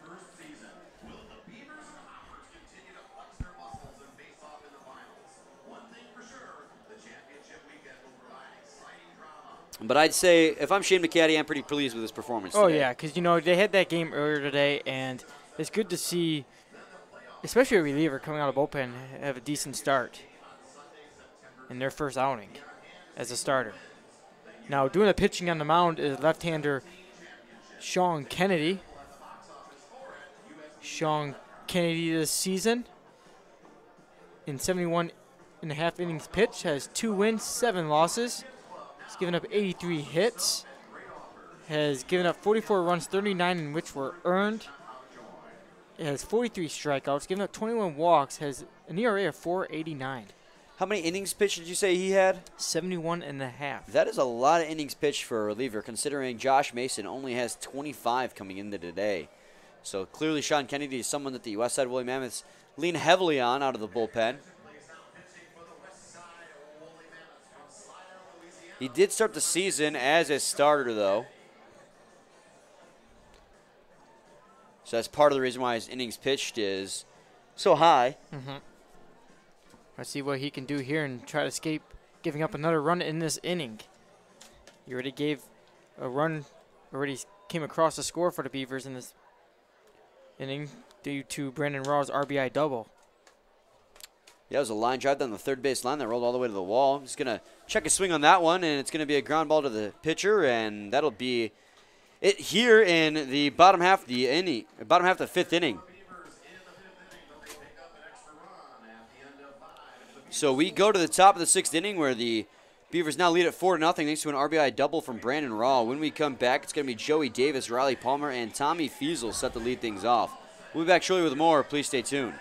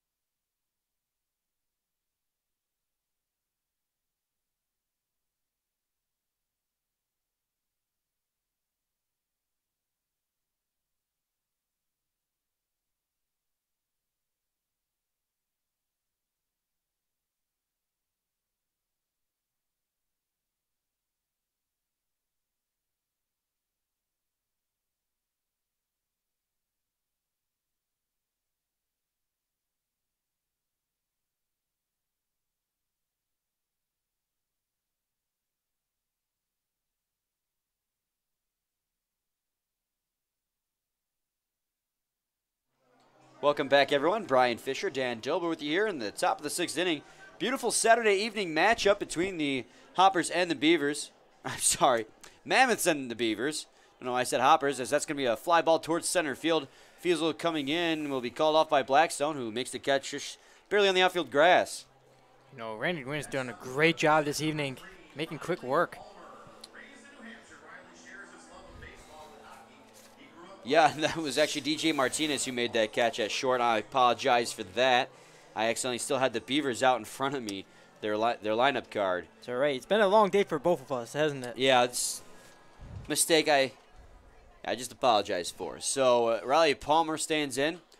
He's going to hit that one straight up into the air, out of the play, behind home plate, 0-1. Just a little slip up there. Riley Palmer struck out his first plate appearance. In fact, Randy Wynn has 6 strikeouts this evening, and he's not that much of a strikeout pitcher. Yeah, he's much more of a contact pitcher, but he's been doing a great job, and he's been blowing that fastball by these guys and freezing people with his curve.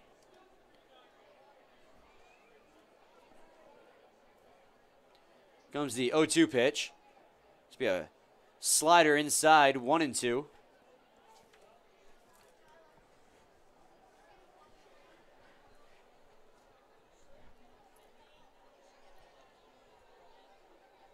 Ooh, he's going to cut and miss there to drop third strike, and that's going to be in time.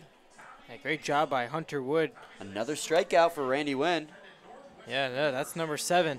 But speaking of Hunter Wood, yeah, great job by him staying in front of it and then running after Palmer and tagging him out.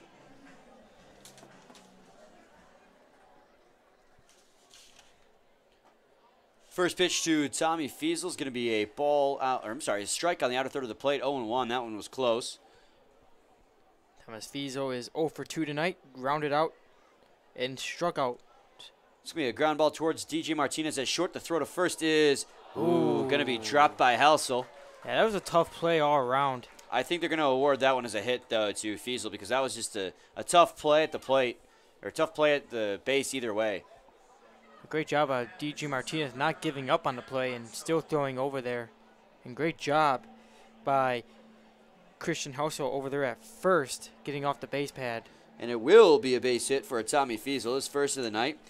And that puts a runner at first base with 2 outs here in the top of the 6th inning. The first pitch to Blackstone is in, and he's going to drive that one out of plate on the left side, 0-1. Blackstone's 0 for 2 tonight. Struck out in his second plate appearance.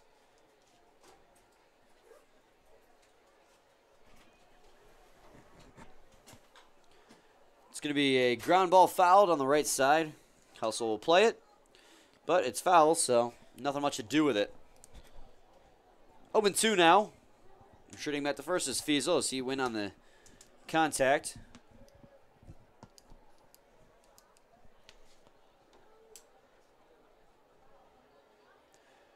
The 0-2 pitch is going to be hit in the air. It looks like it's going to be out of plate on the left side. Count's going to remain the same. So a 4-0 lead for the Birmingham-Bloomfield Beavers over the Westside William Mammoths. In case you're just tuning in, it started off when Thomas Rulis, back in the 3rd inning, stole home. Then Robert Poller hit a 2-run shot, and 2 pitches later. And that was Robert Poller's 5th home run of the season, Brian. As that's going to be a foul ball into the netting behind home plate. And then Brandon Raw in the 5th extended that lead with an RBI double, scoring DeAndre Clark from 3rd. So that's 4-0. Yeah, DeAndre Clark did a lot of damage on the base pass, stealing 2nd, then stealing 3rd. Josh Mason got the start for the Mammoths. He's out now, but only 1 earned run, even though there was 4 runs that scored because of errors. It's going to be a drop ball by Hunter Wood. He thought it got behind him, but was in front of him. And that allows Tommy Fiesel to advance to 2nd on the wild pitch.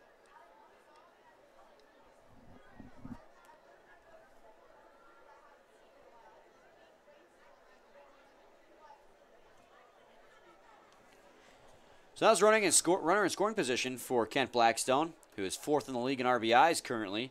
Yes, 30 of them. He's got an opportunity to get the Mammoths on the board here in the top of the 6th. But he'll cut and miss at a a slider high. Strikeout number 8 for Randy Wynn this evening.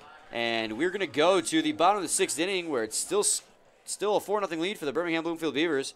And when we come back, it will be Dan Kennan, Daniel Oliveri, and D.G. Martinez set to lead things off. We'll be back shortly with more. Please stay tuned.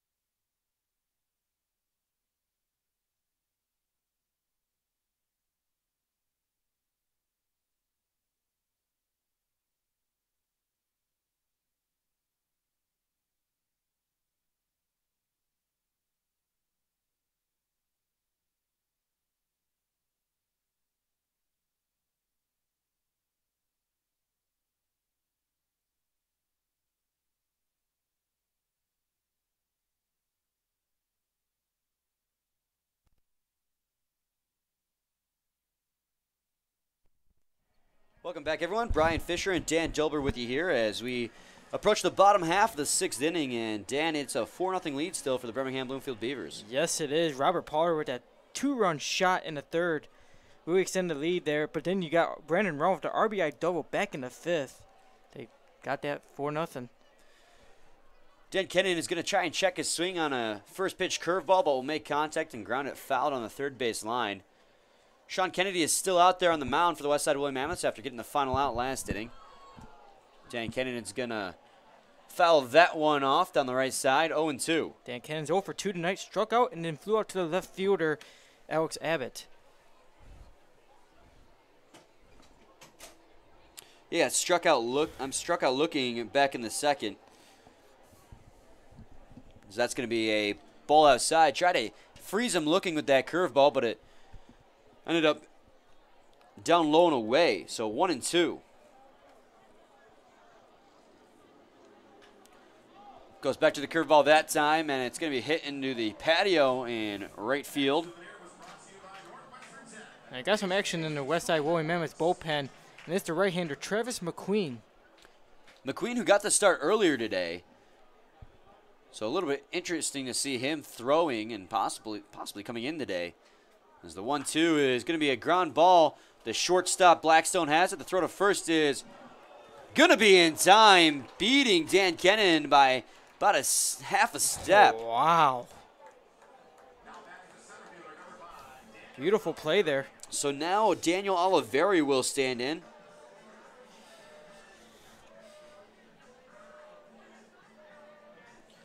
Oliveri's 0 for 2 as well today. The Dans are not doing well tonight. Yeah, there's Daniel Oliveri's going to cut and miss there to first pitch curveball, 0-1. But for me, I'm doing just great.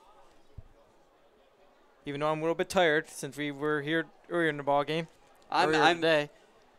I know you're tired. So that's going to be a base hit. No, it's going to hook foul at the last moment down the left field line.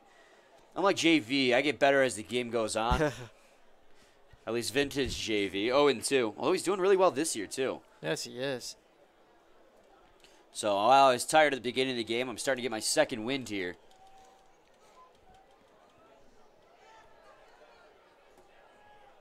So no balls, 2 strikes on Daniel Oliveri with 1 out. Nobody on bases. Nobody on the base paths. As Kennedy delivers the 0-2. That's going to be a flare towards the second baseman. He has to go out onto the right field to make that catch, but he will.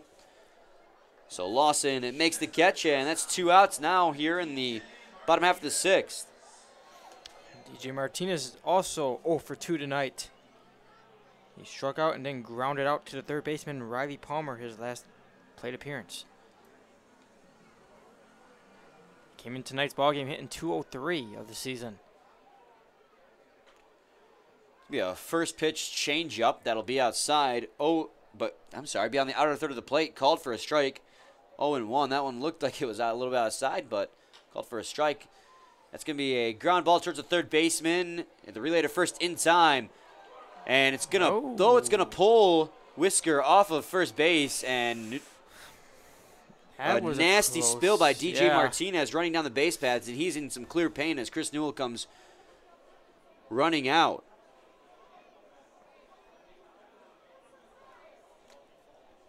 I'm just hoping he's okay because he did take a nasty fall at the end of his run. And he is clearly in a lot of pain down there, the first base line. It was a tough play from Riley Palmer to extend the throw over to first. Because DJ Martinez is a fast runner, but he took a nasty fall after, like I said, at the end of that run. He beat the throw. It looks to be the right leg as he is attempting to get up now. It looks like a hamstring. Yeah, that's what I'm figuring. He's really frustrated.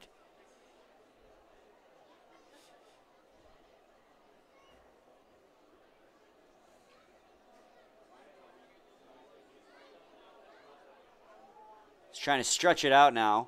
He's still on the ground. So the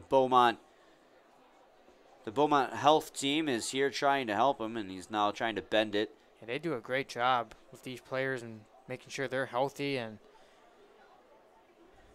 especially with injuries He's going too. to get up, though, but he's clearly favoring that left leg, or that right leg. Yeah, he's barely putting any weight on it. Yeah, he's going to be taken out. Yeah, he's going to get some help getting off the field now. Curious to see who will come in to replace him. So DJ Martinez is safe at first because the throw was pulled off the throw pulled off Whisker from the bag, but he is exiting the game now with an apparent injury in his right leg. It looked like a hamstring, but I'm no medical professional. You know, his team's out in front right now, but it's a huge loss to the Beavers lineup. Well, he's such a sure thing defensively. Yes. He really shores up that infield for the Birmingham-Bloomfield Beavers.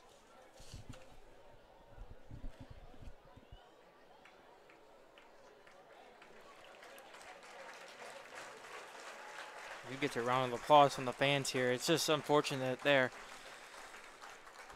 He looks to be putting weight on that right leg now, which is good. Not all his weight, but still some weight.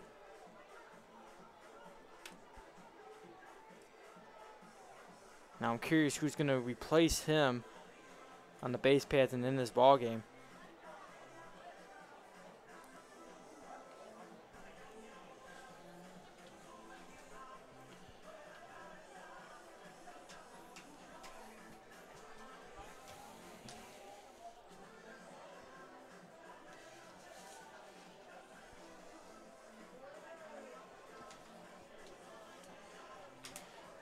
Still 4-0 lead for the Birmingham-Bloomfield Beavers. Sean Kennedy on the mound now, taking over for Josh Mason back in the 5th inning. Got the final out and is continuing on here. He's already got 2 outs here in the bottom half of the 6th inning.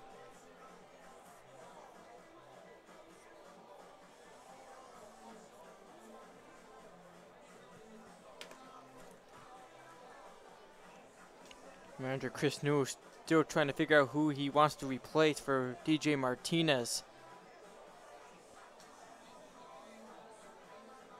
It's taking a while now.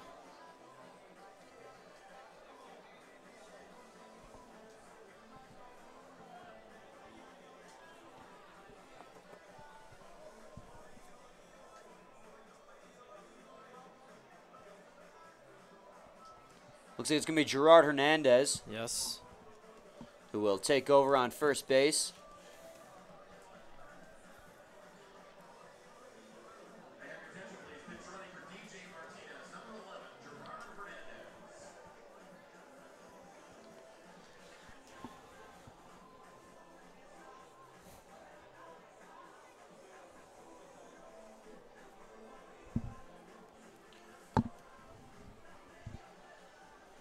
So it's going to be Gerard Hernandez down there at first base as we look to continue this ball game here. Thomas Rudis is due up. Rulis reached on an error back in the 3rd inning, but it was really what he did from third base that Oh, yeah. Stealing was home. amazing.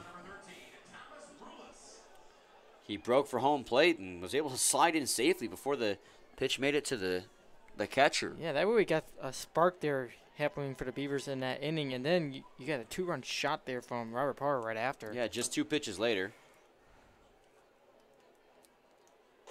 First pitch to Rulis is going to be a fastball high 1-0.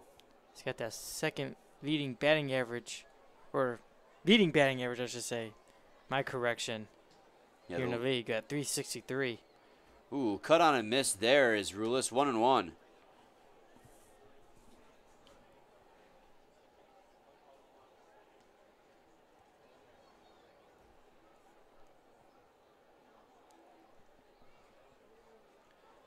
That's going to be in there for a strike. Nice fastball there on the outer third of the plate. 1-2. Kennedy just 1 pitch away from getting out of the 6th inning here.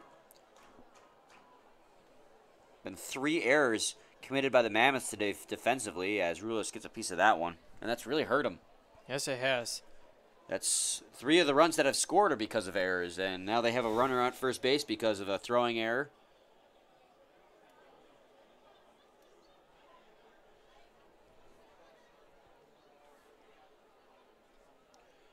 Kennedy sets on the mound, takes a peek over at first, make sure Hernandez stays put, and delivers the 1-2. This will be skied into the netting down the right side. Count's going to remain the same.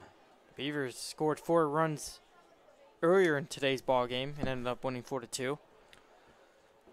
But Williams looks to try to come back here. Today's earlier ball game. That's what I should say. Yeah, they had this is the Doubleheader. second half of the doubleheader. They played this morning, or early this afternoon, I should say. It felt like morning because we were here at the ballpark. Well, we got here in the morning, but late morning. It wasn't like No, it was 9 like in the morning or anything. 11:30 or so. That's almost afternoon. Yeah.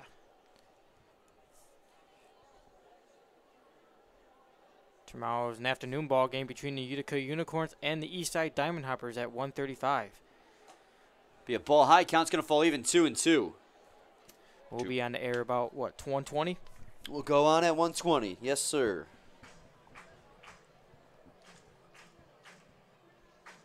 Should be a great afternoon. Diamond Hoppers scored 12 runs in the 8th inning last night, so you can be sure the Unicorns are going to be looking to get a little bit of payback. We're kind of hoping that doesn't repeat itself right there.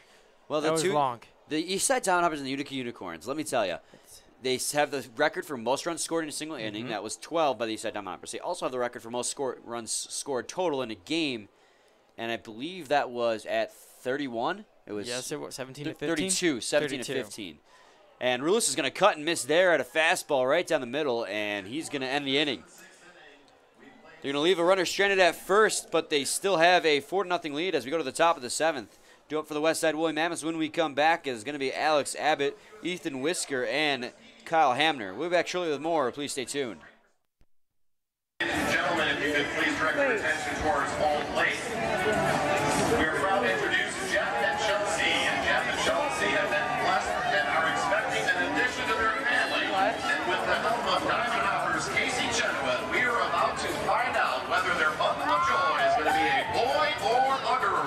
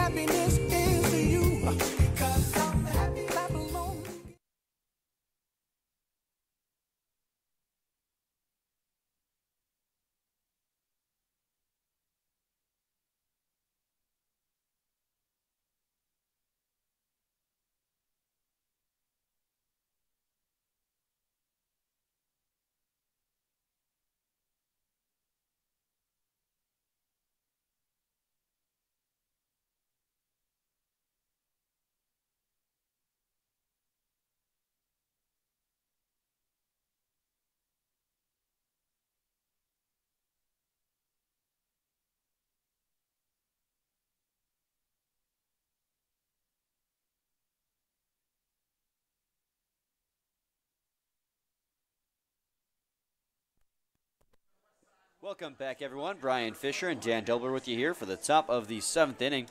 Beautiful night here, isn't it, Dan? Oh, yes, it is. A great crowd on hand here as well. Yeah, the Beavers currently have a 4-0 lead. As Alex Abbott, your pick for player of the game, Dan, has set the lead things off. Fortunately, he's 0 for 2 tonight. He grounded out and flew out. This is his 3rd plate appearance, obviously. It's going to be a first pitch ball outside, 1-0. It's great to see owner of this beautiful park, Mr. Andy Appleby, greeting the fans. And another cut and miss there by Abbott. Nice 90-mile-an-hour fastball from Randy Wynn. Out for his 7th inning of work, has done phenomenal so far.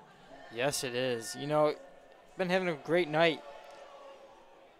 Had a couple 1, 2, 3 innings and keeps on rolling. That's going to be a ball low in the dirt, 2-1. As the relief pitchers of the Beavers just continue to watch.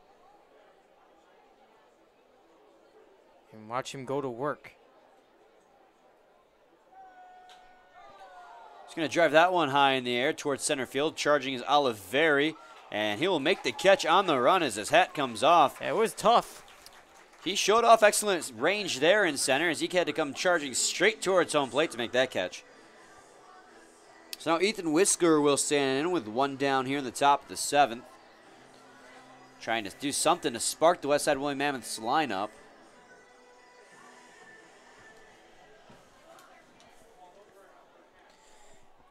And it looks like we have some defensive changes for the Beavers. Out in left is Gerard Hernandez, as Thomas Rulis will move to short.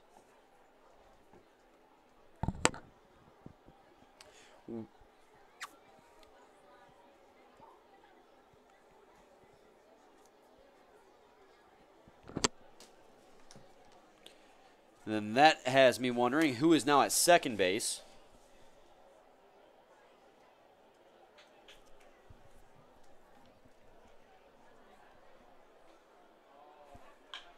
Be a ground ball down the third base line. Nice catch there by Dan Cannon. It's going to be foul, though. Charging to his right, made a leaping grab. Almost unfortunately, that one is foul.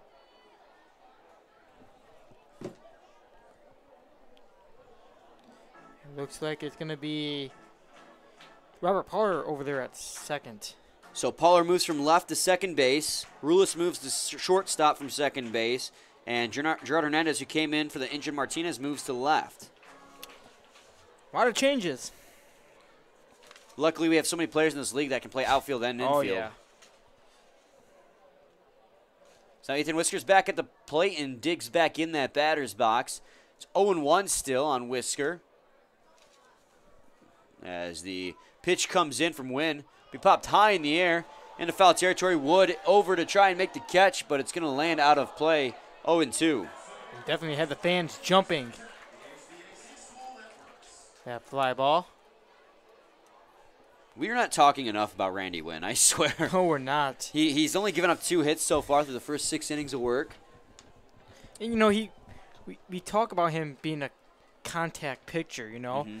And tonight, he has, 8 strikeouts? An uncharacteristically high number as he gets Ethan Whisker number swinging 9. there. I mean, he's been on amazing fire job. today. Yeah, he has. He came into tonight's ball game with an ERA of 4.25. Well, again, that we mentioned how those were because of a couple of iffy starts that inflated that ERA. He's much better than that ERA suggests. Of course. And he's showing that here, and he showed it his last appearance, too.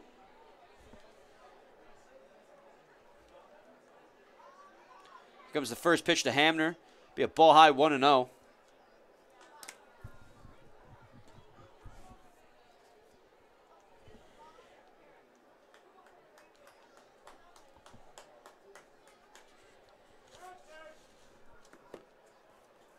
One-0 pitch comes in. It's going to be a hit to center field. There's the third hit of the ballgame for the Westside Woolly Mammoths. Comes with 2 outs here in the top of the 7th inning.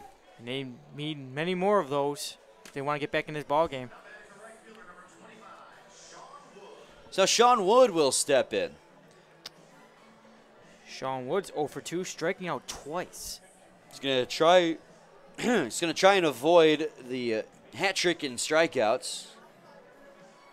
A strike of strikeouts. Turkey of strikeouts, whatever you want to call it.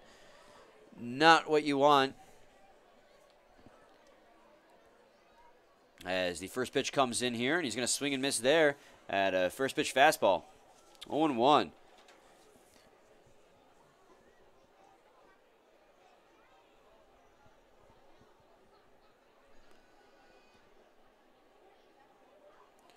Randy Wynn sets on the mound.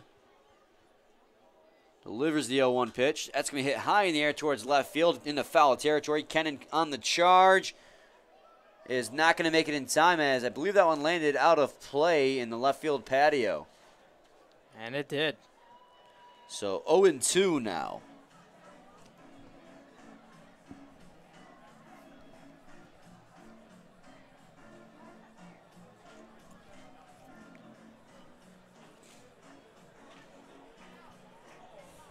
Sean Wood digs back in. Not much action to speak of. Actually, no action to speak of over there in the Beavers dugout right now. Or Beavers bullpen, I mean. As the 0-2 pitch is going to be in there for a called third strike. Strikeout number 10. Sean Wood strikes out for the 3rd time today. And like you said, Dan, 10th strikeout for Randy Wynn today. He's been amazing this evening. We go to the bottom of the 7th inning. 7th inning stretch time here at Jimmy John's Field. And when we come back, it's going to be the top of the Beavers lineup. DeAndre Clark, Brandon Raw, and Robert Pollard to lead things off. It's still a 4-0 lead for the Beavers. Please stay tuned.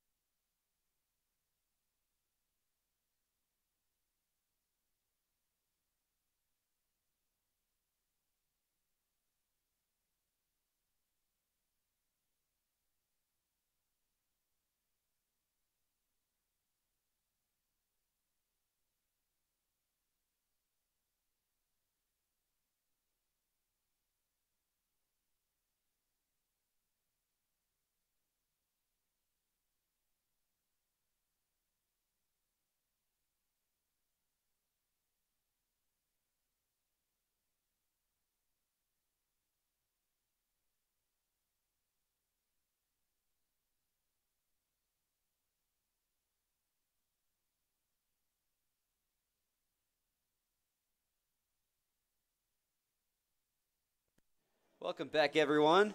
It's the top of the 7th inning here, or bottom of the 7th inning, I apologize. DeAndre Clark set to lead things off. We got a new pitcher on the mound. Yes, we do. It's Ronell Perez taking over.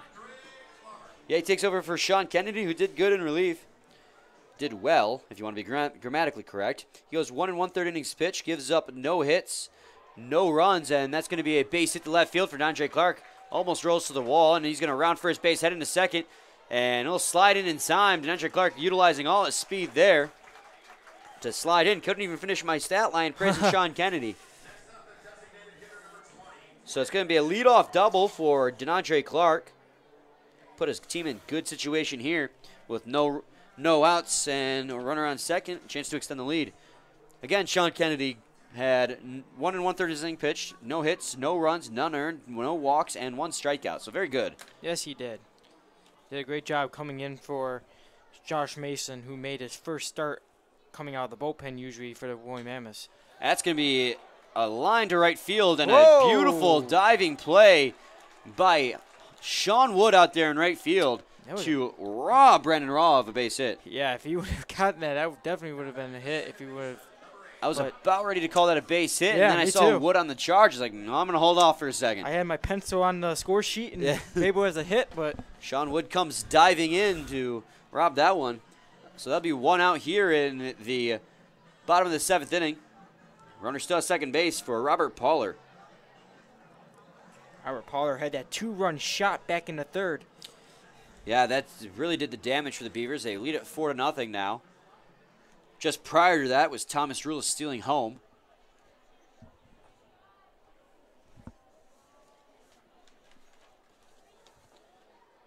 He's going to hold up on a first pitch ball down low, 1-0.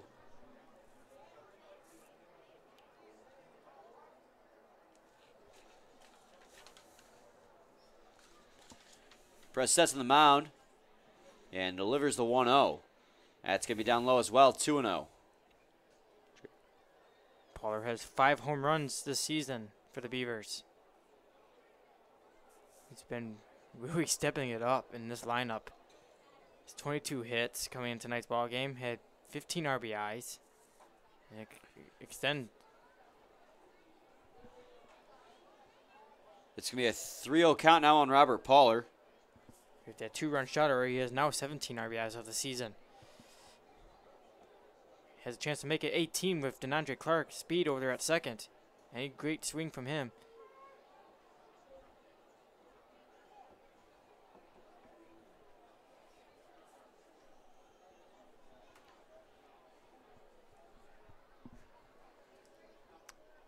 Perez takes a look back to second base to make sure Clark's not going nowhere and delivers the pitch.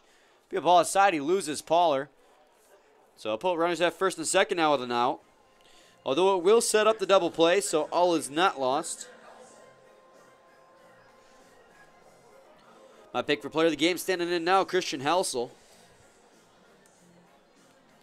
So far, Johnny G's got the edge on pick the stick. He does. Brandon Raw is 1 for 4 with a RBI double. Helsel is 0 for 2 with a walk. And Alex Abbott is 0 for 3. It's going to be a first pitch strike to Helsel. That curveball just barely nicking that outer third of the plate. So I'm definitely a loser tonight. Well, not necessarily. You never know what can happen, like you said. Abbott will probably have one more at-bat in the top of the ninth, as that's going to be a fly ball towards right, charging his wood. Going to be tough. And it's going to land in foul territory.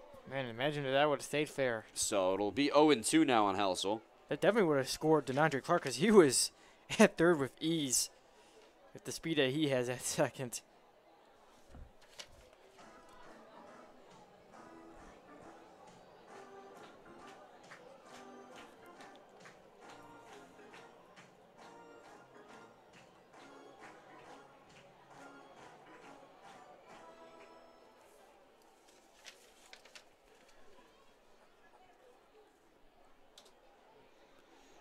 So Perez readies himself on the mound. Again, takes a look back to second base and delivers the 0-2. Ooh, ball just outside. Fastball barely missing. 1-2 now on Helsel.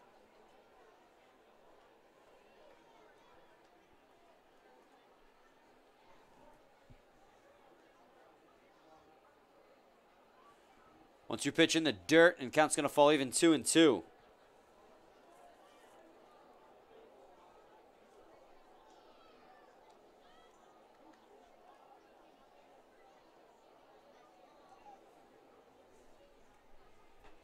He's going to check his swing there. Did he go? They're going to say he did, so Helsel's going to strike out. Looked to me like he might have held up, but they're going to say he went around, and that's going to be the first strikeout for Ronel Perez in his relief appearance here. I thought that the same way, Brian. I thought he held up, and I guess not. Apparently to the infield ump over there.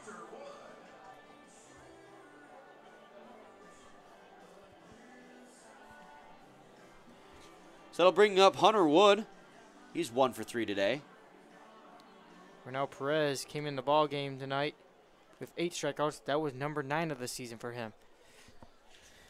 The Beavers threatened to strand a runner at second base after Clark gets out with a leadoff double, and they will, as that's going to hit right back to the mound, and a quick glove by Perez will be able to relay it down to first base. So they will strand runners at first and second, and we go to the top half of the 8th inning. We're due up for the the Westside Woolly Mammoths is Jalen Lawson, Joey Davis, and Riley Palmer, the bottom 3 batters in that lineup. Still a 4-0 lead for the Birmingham-Bloomfield Beavers. We'll be back shortly with more. Please stay tuned.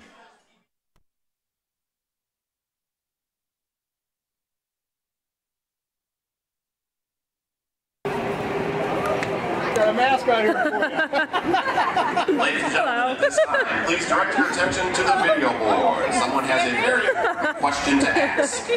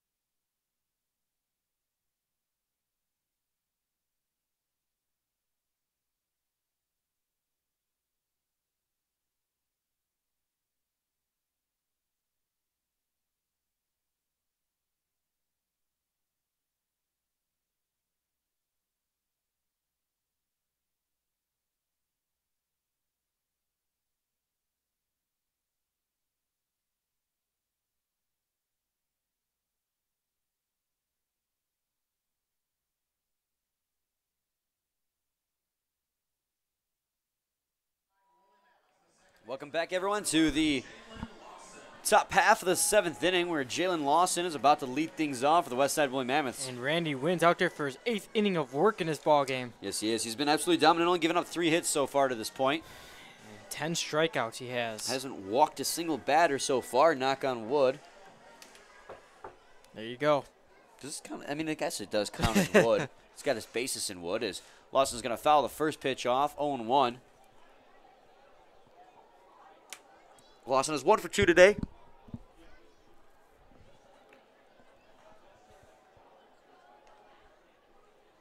Yeah, the infield single back in the 3rd. Yeah, most recently, though, flew out to the right fielder, DeAndre Clark. As Wynn sets and delivers the 0-1. Ooh, big cut there. Oh, man. This pitch has been beautiful tonight. Yeah, made him look like a fool there with that slider, 0-2.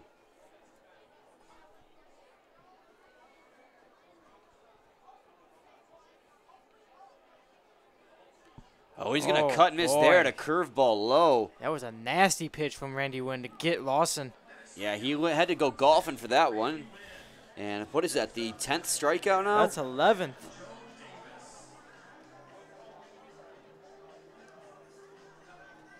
You're right. Holy cow, Randy Wynn is on fire tonight. I guess he's proving us wrong. We talk about him being a more contact pitcher, which he is. But he's showing a strikeout machine tonight. He's going to throw a first pitch breaking ball in there for a strike, 0-1, as Davis just watches it go by him. There's only 2 batters in this Westside Bully Mammoths lineup who has not struck out tonight, Dan. That's crazy. Yeah, the Alex Abbott and Joey Davis is at the plate right now. I'm sorry, Joey Davis did strike out. Yeah, he did back in the 3rd. Kyle Hamner has not, though, so those are the 2. 2-1 now. Whoops. That's all right. We make mistakes a lot of times. Well, a lot might Not be always egregious. perfect. Yeah. The 2-1 comes in. Be a ground ball towards the second baseman, Pauler. He's got it, and the throw to first. Oh, almost thrown away, but also leaping, was able to make it and come down in time. Pauler still got his arm set to outfield. He almost threw that over the head of Helsel at first. So 2 up, 2 down here in the top of the 8th inning. And Randy Wynn been able to get Palmer twice on strikeouts this evening. Still no action in that Beavers bullpen, so They're just taking it all in, watch him go to work. if he can get out of this inning quickly as well, he's going to be able to go, going to get the chance to go all the distance. So we have first pitch for a strike high, 0-1.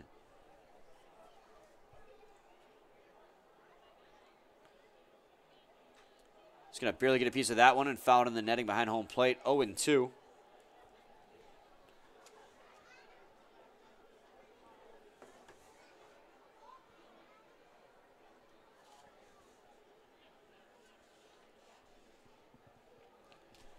So Palmer gets ready at the plate as Randy Wynn gets ready on the mound, and here comes the 0-2. That's going to be a ball low, 1-2 now. Try to get him chased on a curveball there, no dice.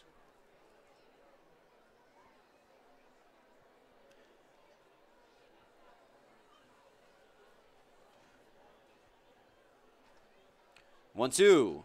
Ball high. Count's going to fall even 2-2. Good job by Palmer to just be patient at the plate and wait for his pitch. Randy Wynn working fast on the mound, not wasting much time between pitches. Ooh, and it's going to be called for time as Palmer.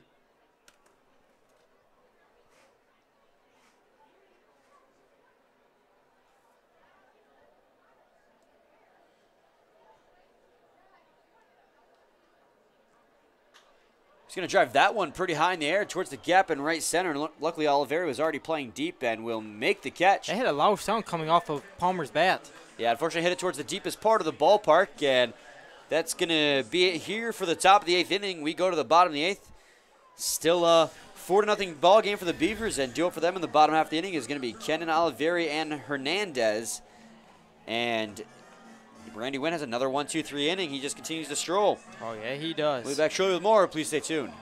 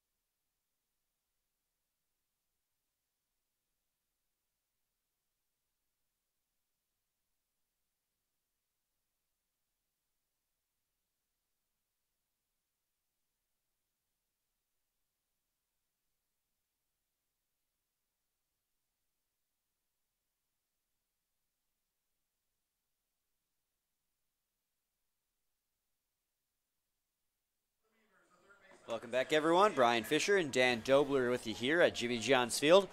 As it's going to be the bottom of the 8th inning, Birmingham-Bloomfield Beavers got one more chance to extend their lead before going to the top half of the 9th. Will be last call for the Mammoths. And we have a new pitcher on the mound for the Westside Woolly Mammoths, and it is Joe Sharon taking over. Yeah, Renel Perez does a pretty good job in his 1 inning of work. He does give up a hit and 1 walk, strikes out 1 batter, does not give up any runs, though. So I'd give that a pretty successful Yes, check mark. Indeed. Maybe even check plus going back to elementary school. He did a lot better than he did on Thursday evening. He gave up 3 runs, 4 in which were earned, Renel Perez. So, but great bounce back.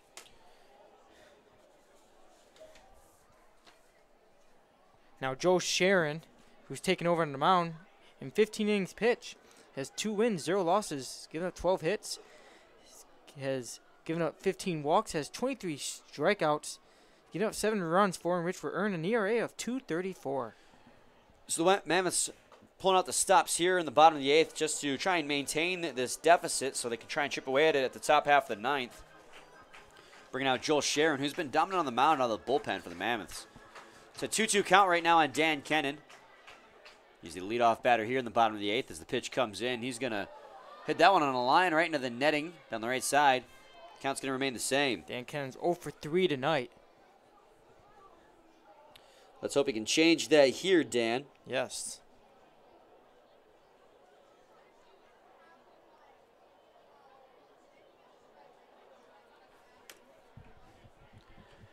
He's going to get a piece of another one and stay alive.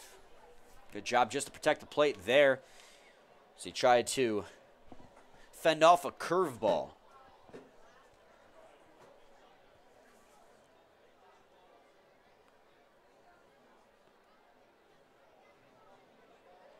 Two-two pitch again, and that's going to be hit pretty hard down the right field line, but hook foul under the patio out there. Another fastball from Sharon at 94 miles an hour. He's got a pretty good fastball.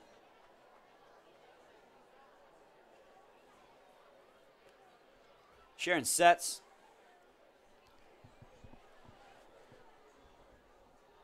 And delivers the 2-2. That's going to be a ground ball towards the shortstop. Blackstone, he's got it. The relay to first didn't time. That's going to be the first out here in the bottom of the 8th. Next up, the center fielder number 5, Daniel Oliveri. Oh, just like Dan Ken, Dan Oliveri is 0 for 3 tonight.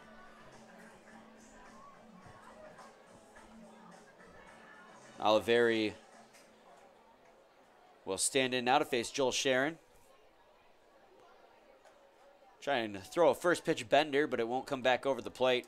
1-0 now. Daniel Oliveri came in tonight's ball game hitting .333, has 6 hits and 6 RBIs of the season.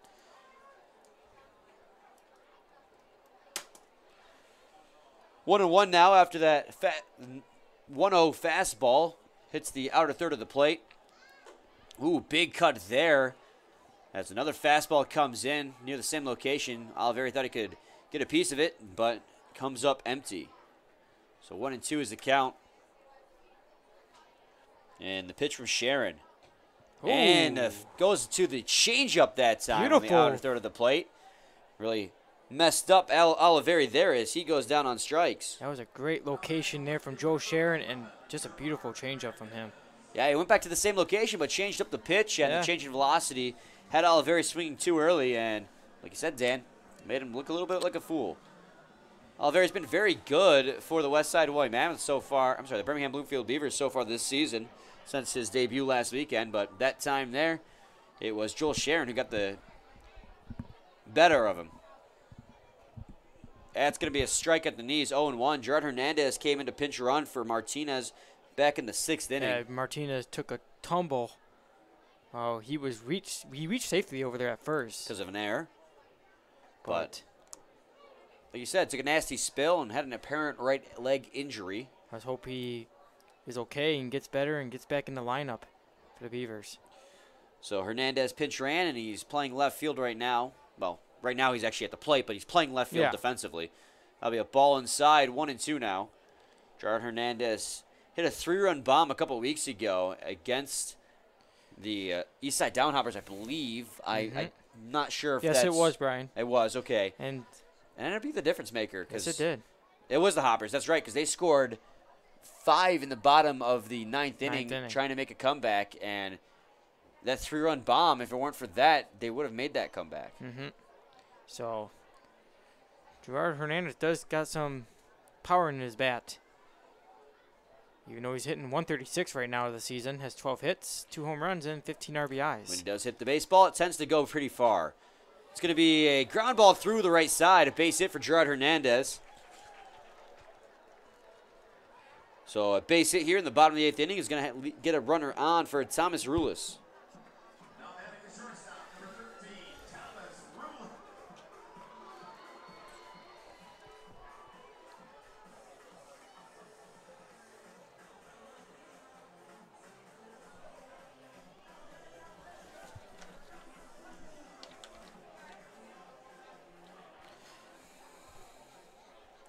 Rulis to this point in the ball game is 0 for 3. Now, it was an amazing steal at home he had back in the 3rd. Yeah, he reached base because of an error, made it to third base, and then promptly stole home plate, which was a pretty spectacular play to see.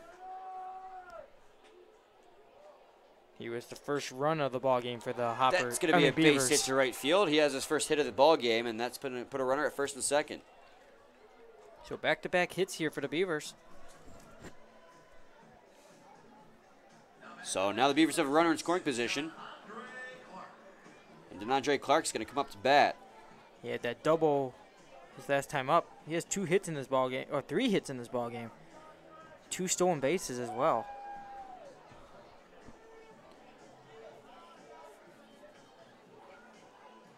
He's 3 for 4 in total.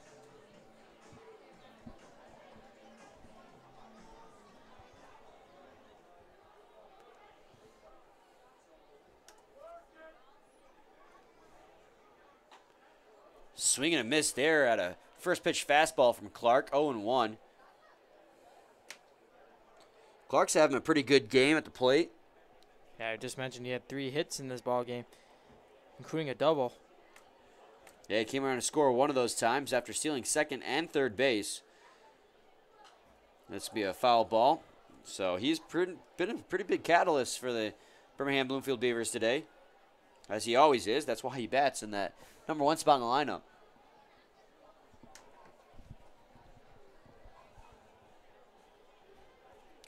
This 3 for 4 marker is probably going to push him back over that 300 plateau in batting average, I'd imagine. Be a ball outside, 1-2.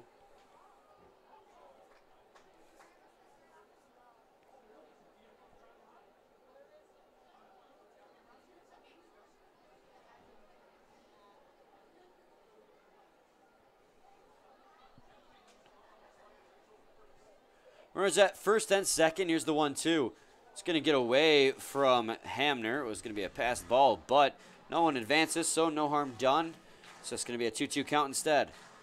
2 balls, 2 strikes, 2 outs, 2 men on for Clark, as his team already has a 4-0 lead. They try to add a couple more on before heading to the top of the 9th.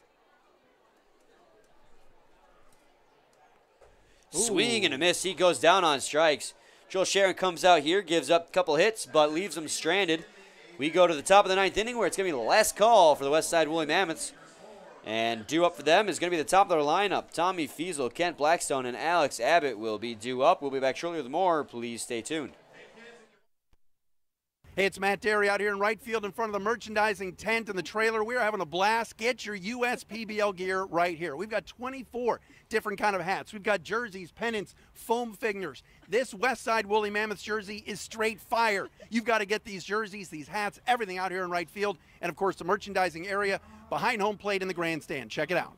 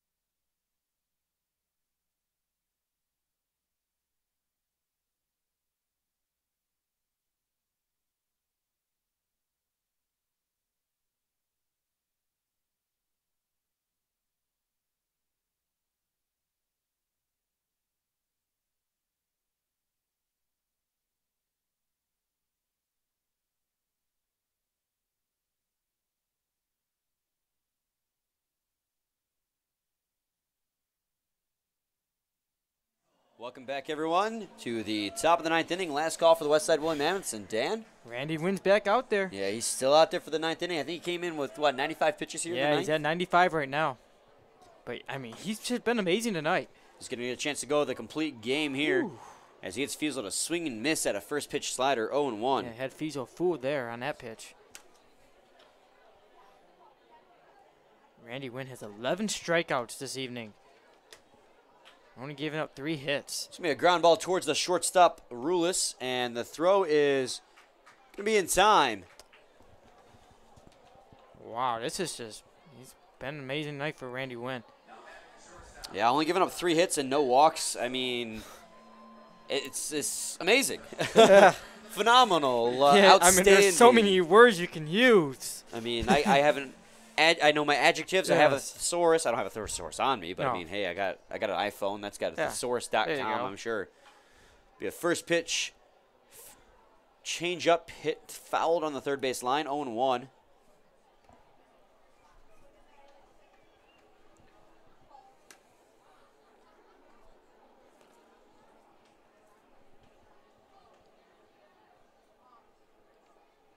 The 0-1 pitch comes in and swing and a miss boy, there. Oh, boy. What a beautiful slider there. That was a piece of Yes, work it for Randy was. Wynn.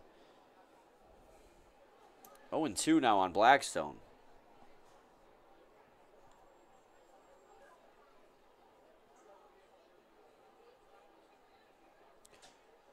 The 0-2 pitch going to be bounced in there. 1-2.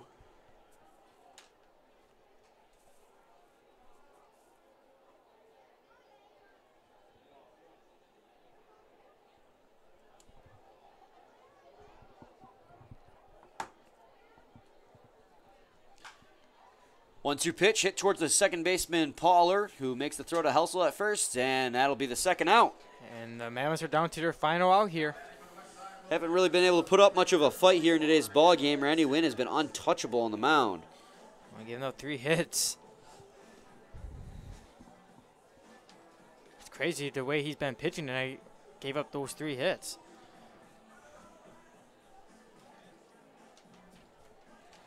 So now Alex Abbott will come in. Your pick for player of the game might be the last out here, Dan.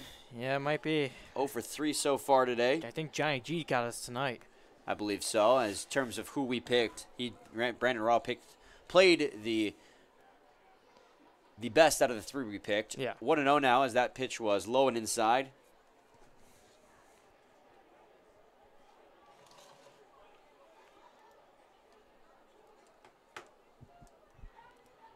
One-zero pitch. Fouled in the netting behind home plate. Count's going to run even at 1-1.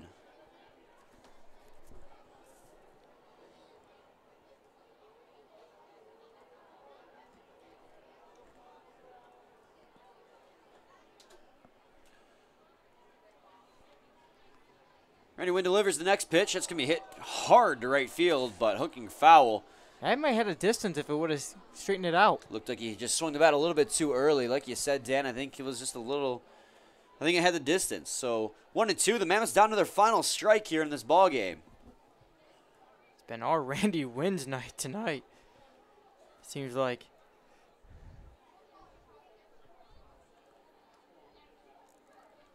And here comes the 1-2.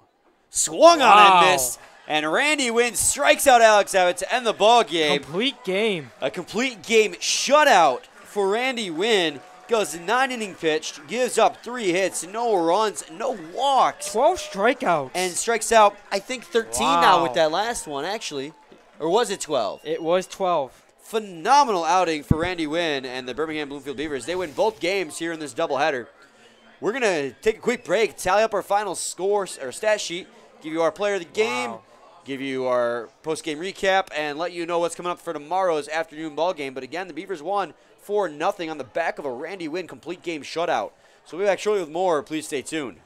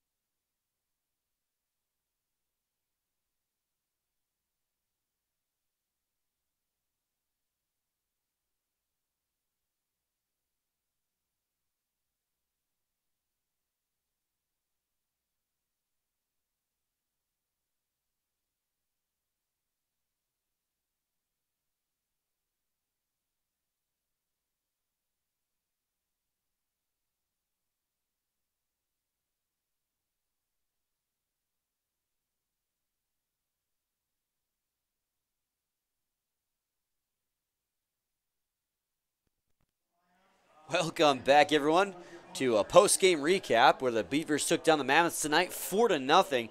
A quick game here as Randy Wynn worked fast on the mound. Oh, he was just amazing. His stuff was working all night long. To give you a quick recap of the scoring plays that happened today, the Beavers got out to a 1-0 lead back in the third inning, and it was when Thomas Rula stole home plate, and that would end up being the difference maker. Robert Pollard, 2 pitches later, hit a 2-run shot, making it 3-0, and then the lead was extended even further by Brandon Raw in the 5th inning when he hit a RBI double, scoring Andre Clark.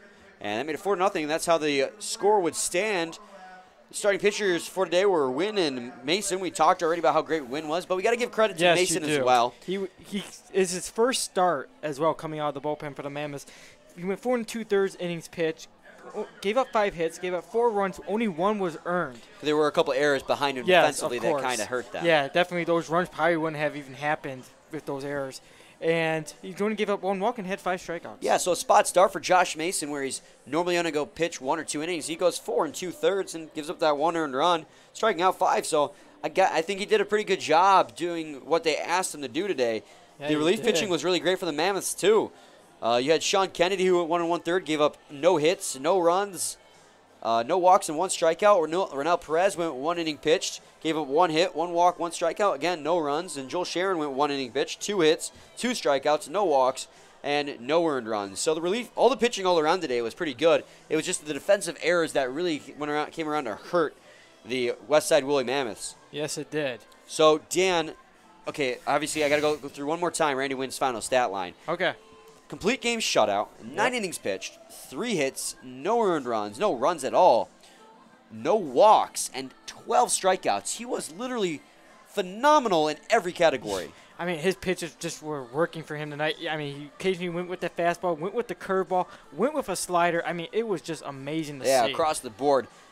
3 hits in 9 innings. Ridiculously good. Yes. No walks across 9 innings. Ridiculously good. I'm surprised he gave up 3 hits. I'm looking at the stat line, really. Yeah, he had 1, 2, 3 innings in every inning except for the 3rd, 6th, and 7th. And those were the 3 innings where they got a base hit. So he was phenomenal. Oh, yeah, I think it's pretty easy to say he's the pitcher of the game. Yes, he is.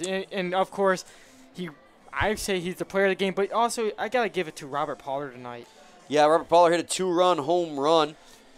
That was the difference maker. He went 1 for 3. He also had a walk. So I think player of the game, that's got to go to him. There wasn't a whole lot offensively speaking. No.